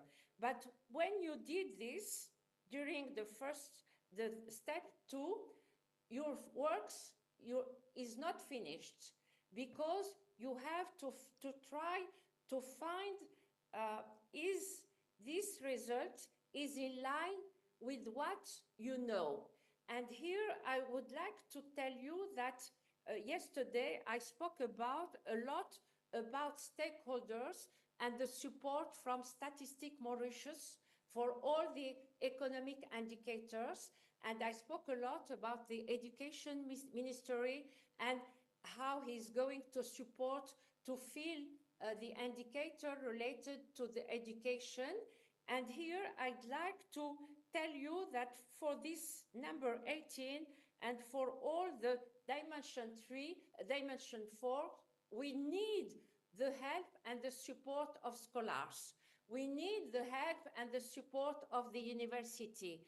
And please, if we can, a focal point that will help you not only to feel the indicators, but to understand and to tell you if the results that you are going to have is coherent with what they know based on surveys, based on their research about the social links in Mauritius.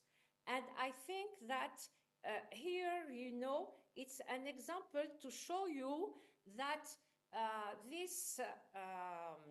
the indicators is really a collective journey.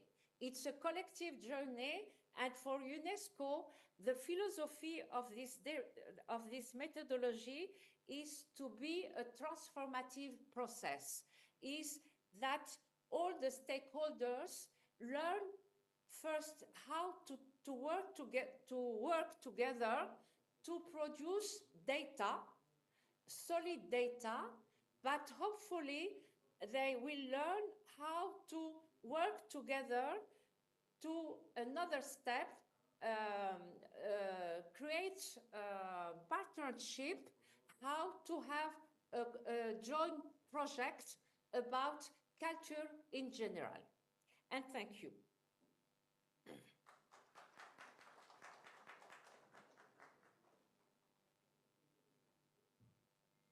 Thank you very much, Naima. Are there any questions for Naima on her presentation? Yes, please. Maybe a microphone so that she'll be able to hear.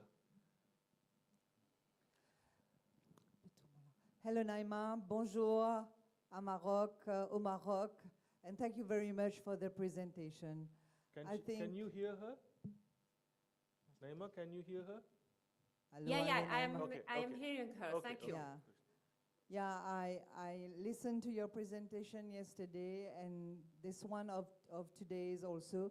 It's very important for us to have this this example from what is happening in Morocco, so that we can bear in mind that this is a transformative process. And so I have a question on really the data that we collect. We know that we can go to the source to see if it's reliable or not.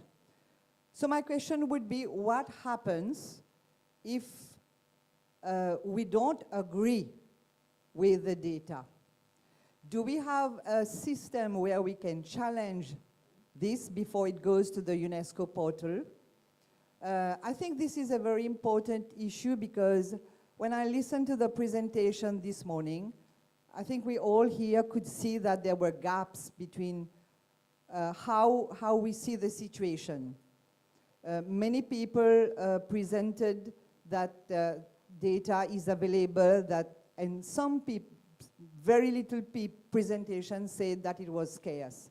So we have we are not aligned here in Mauritius on the data that has been collected that exists. And I think it's very important when we go on this project to make sure that what we load on UNESCO is the true, is the reality. And it's not only a quantity to show that we are doing things. See what I mean?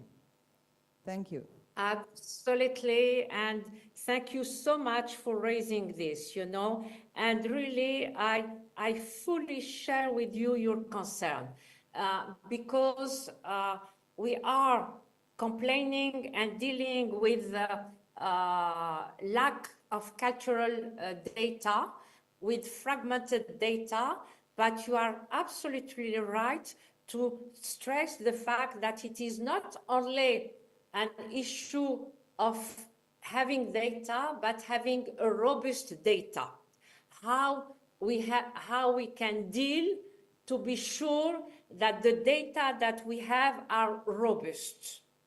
And for that, I can assure you that it's really the job of UNESCO to be with you, to be sure that the data that are at the end going to be on the portal, on the UNESCO portal, are robust, and there are ways to check if the data are robust or no. And for sure, Venkat, we will be there with you, and we will really, he is mastering well the rules of gathering statistics, of checking them and to be sure that these statistics are scientific and robust.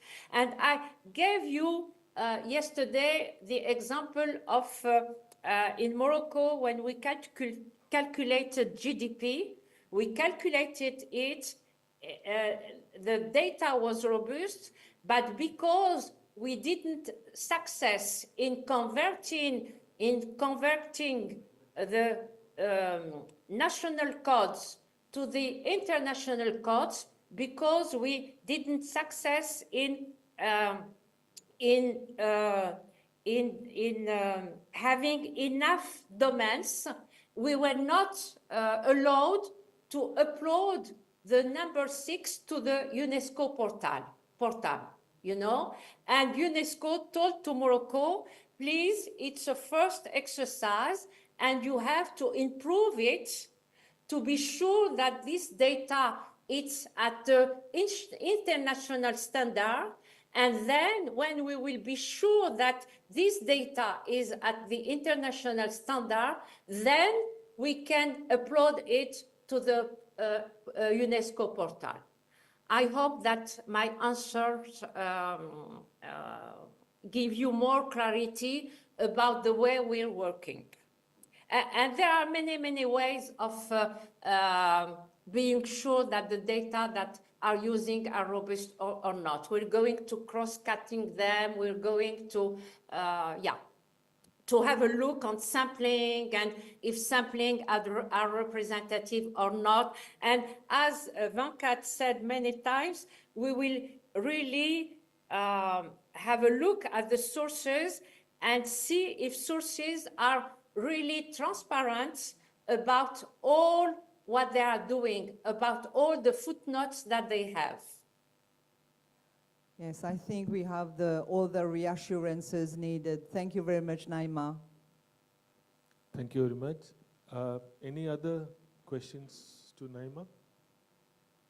I think, Naima, thanks again. You are reassuring some of the points we've been discussing on data quality and, to ensure that its data collection has been using very rigorous methodology and, so again, your Moroccan experience also, it's helping us. It's kind of reassuring that why we have to pay attention to this. Any other questions? I think Virginia also is online. So Virginia, is there anything you want to share? Because we are in the final session. Just want to know if you have any words to share. Are you there? Thank you. Yes, I can hear you, and it was very nice to see you as well. And I have heard from my colleagues that joined the meetings the first and the second day also that the exchange were fruitful. I could not hear the first part of the meeting today. I mean, I managed to hear you from Naima's intervention, but I'm very sure that the discussion you had during these 3 days were useful. Of course, if there are other questions that also the audience have, because I suppose UNESCO was mentioned different times, but I'm also here to reply to those questions if needed.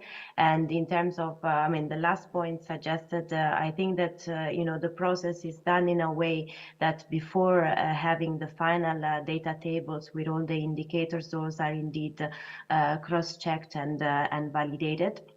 And also, if data is not available, but I suppose this has been mentioned, and there is the possibility of considering proxy indicators as well. Of course, this will be needed to be justified, but there is also this possibility in case of data missing. And as we always say to every country and city starting this process, not having data is also something that is completely understandable as possible, and it's a source of information on where a country and a city stands in terms of cultural data. So sometimes it's a sort of prompt for having other sources of information, or simply to understand that is the state of play in a country and a city. So this is just some general words, and as I said, I'm happy to listen if there are some other questions, if I may reply to those in the audience. And thank you so much to all the participants, and of course to Venkat and Naima for their precious work on this. Thanks, Virginia. Any questions for Virginia? She is at our headquarters in Paris. So nothing, I don't see anything. So anyway, so thank you so much, Naima, and thank you, Virginia, for your support. So, and we will continue to work with this Mauritius government and the team here, and hopefully we will achieve what we plan to do. Thank you so much. For sure, and we can of course debrief with the core team after this meeting. Very fruitful continuation to all of you. Please, Naima, over to you. Bye, everybody, and thank you so much. Goodbye. Thank you. Bye. Bye. Bye.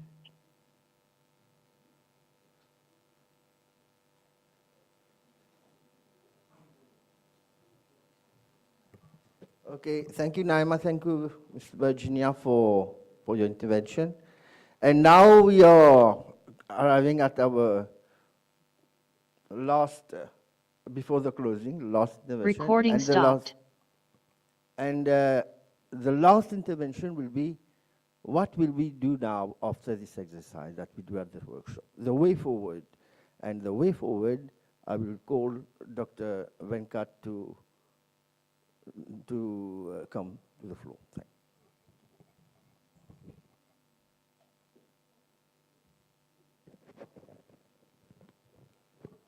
Okay, so I think we have in different sessions we have already indicated, but you've seen the work plan.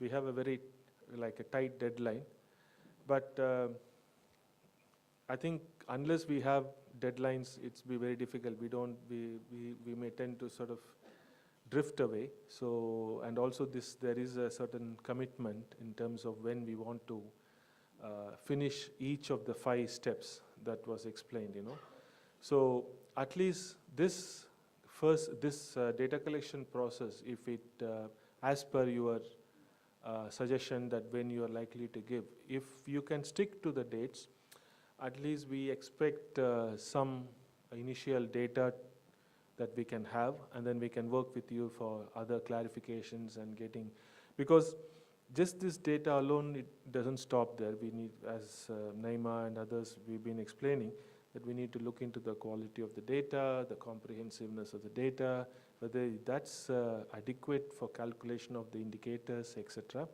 So first request is kindly sort of support this process and try to give us the information as per you have given in the work plan, your target dates. That will be very useful.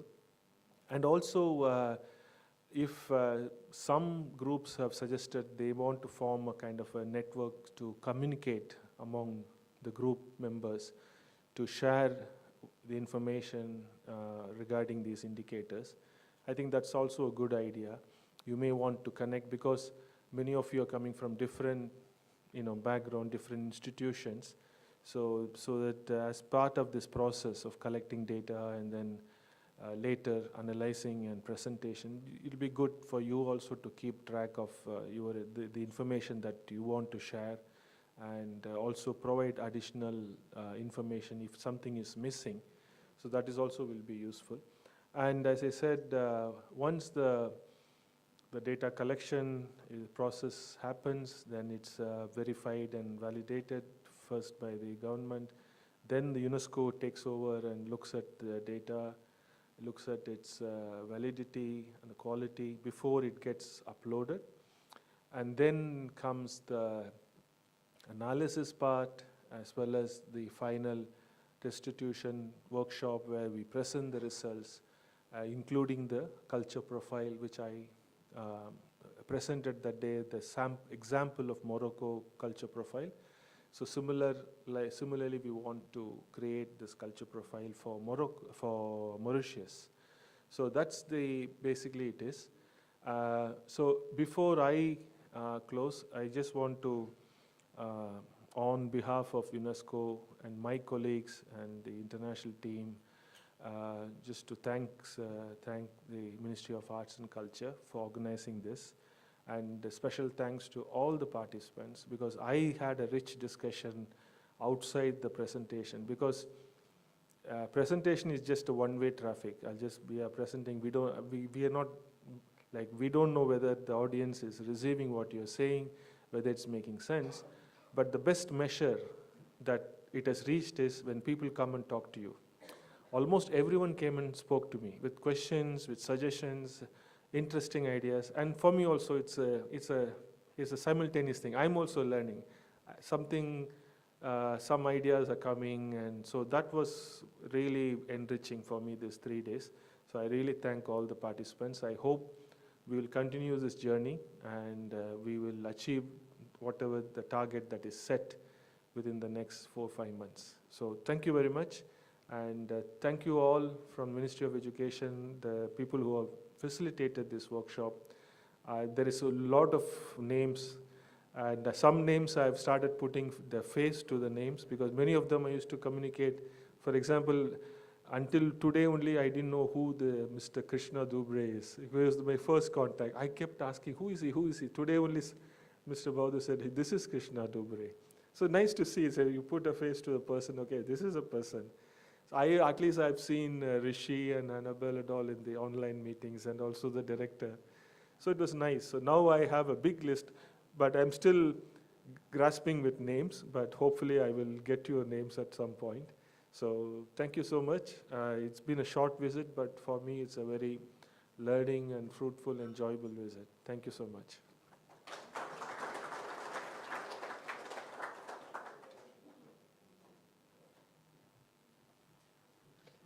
Thank you, Dr. Venkat. And now I will invite the Director of Culture, Vandutu, for the closing remarks. Thank you.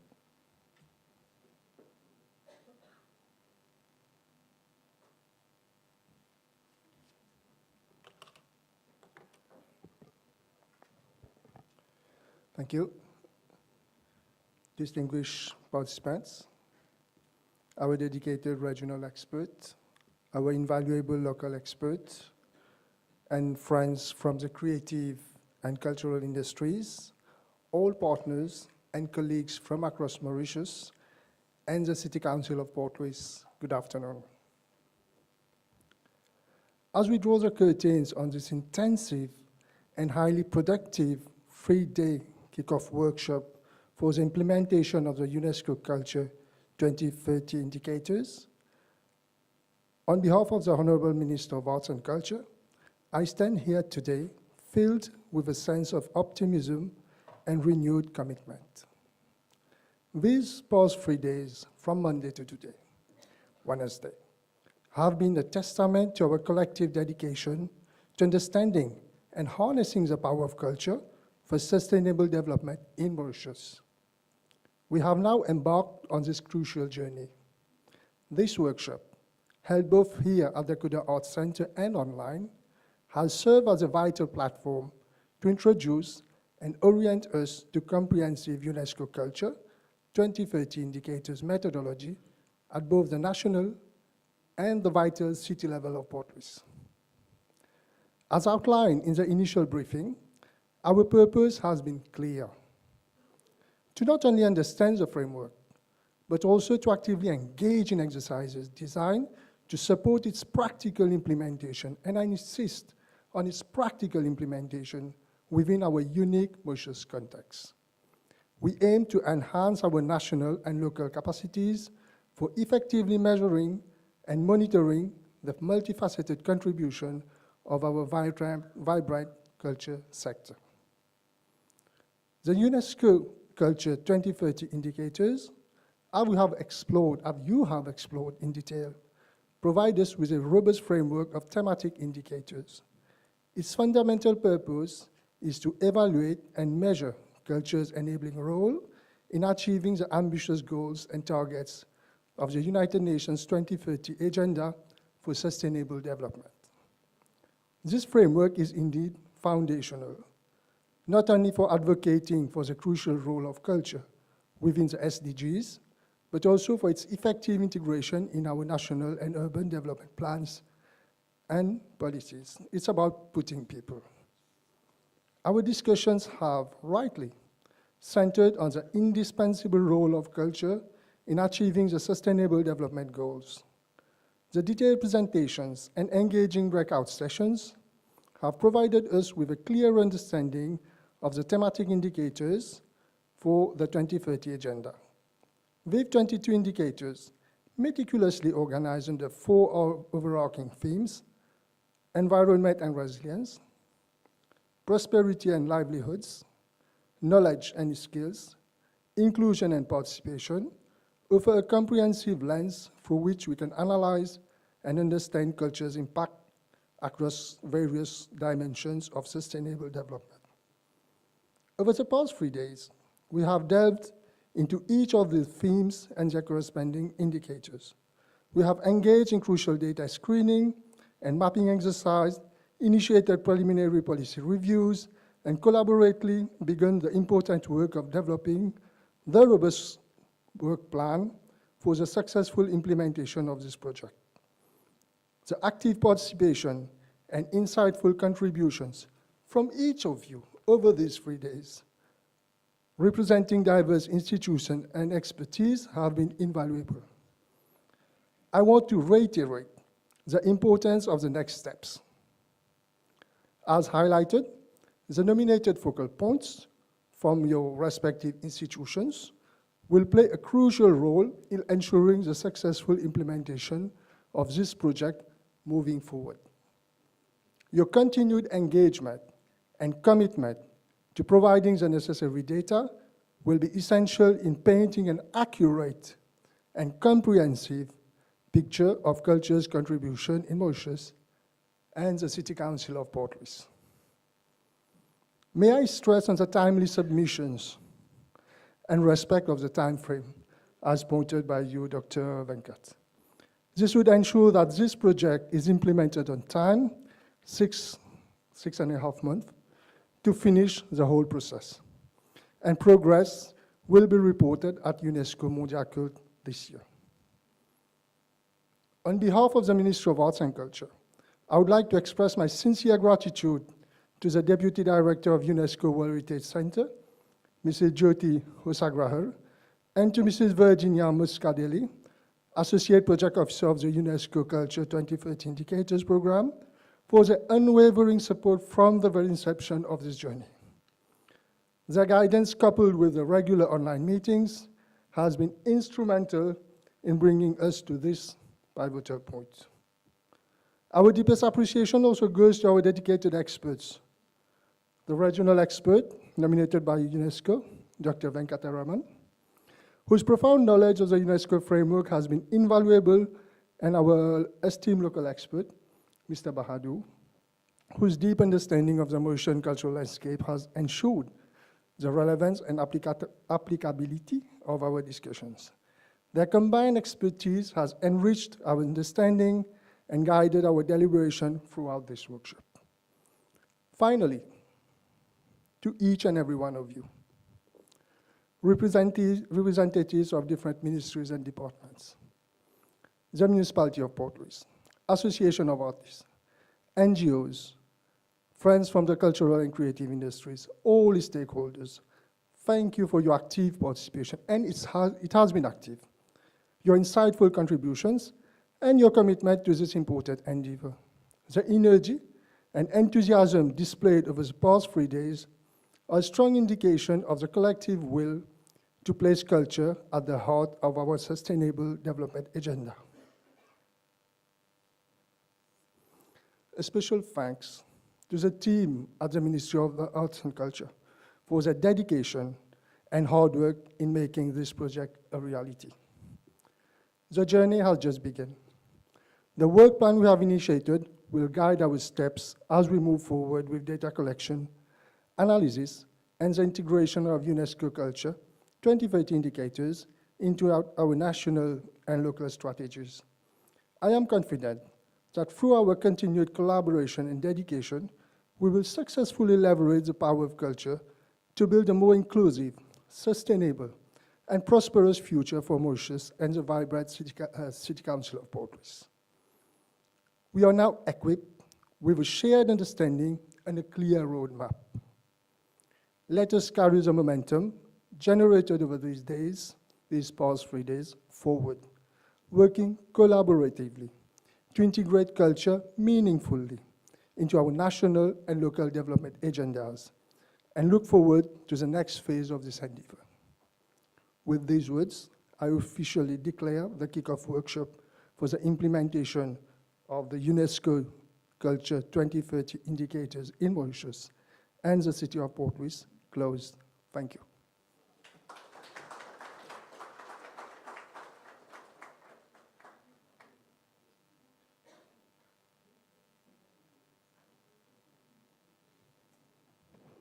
Thank you, Director. We now move for some refreshment downstairs. Thank you.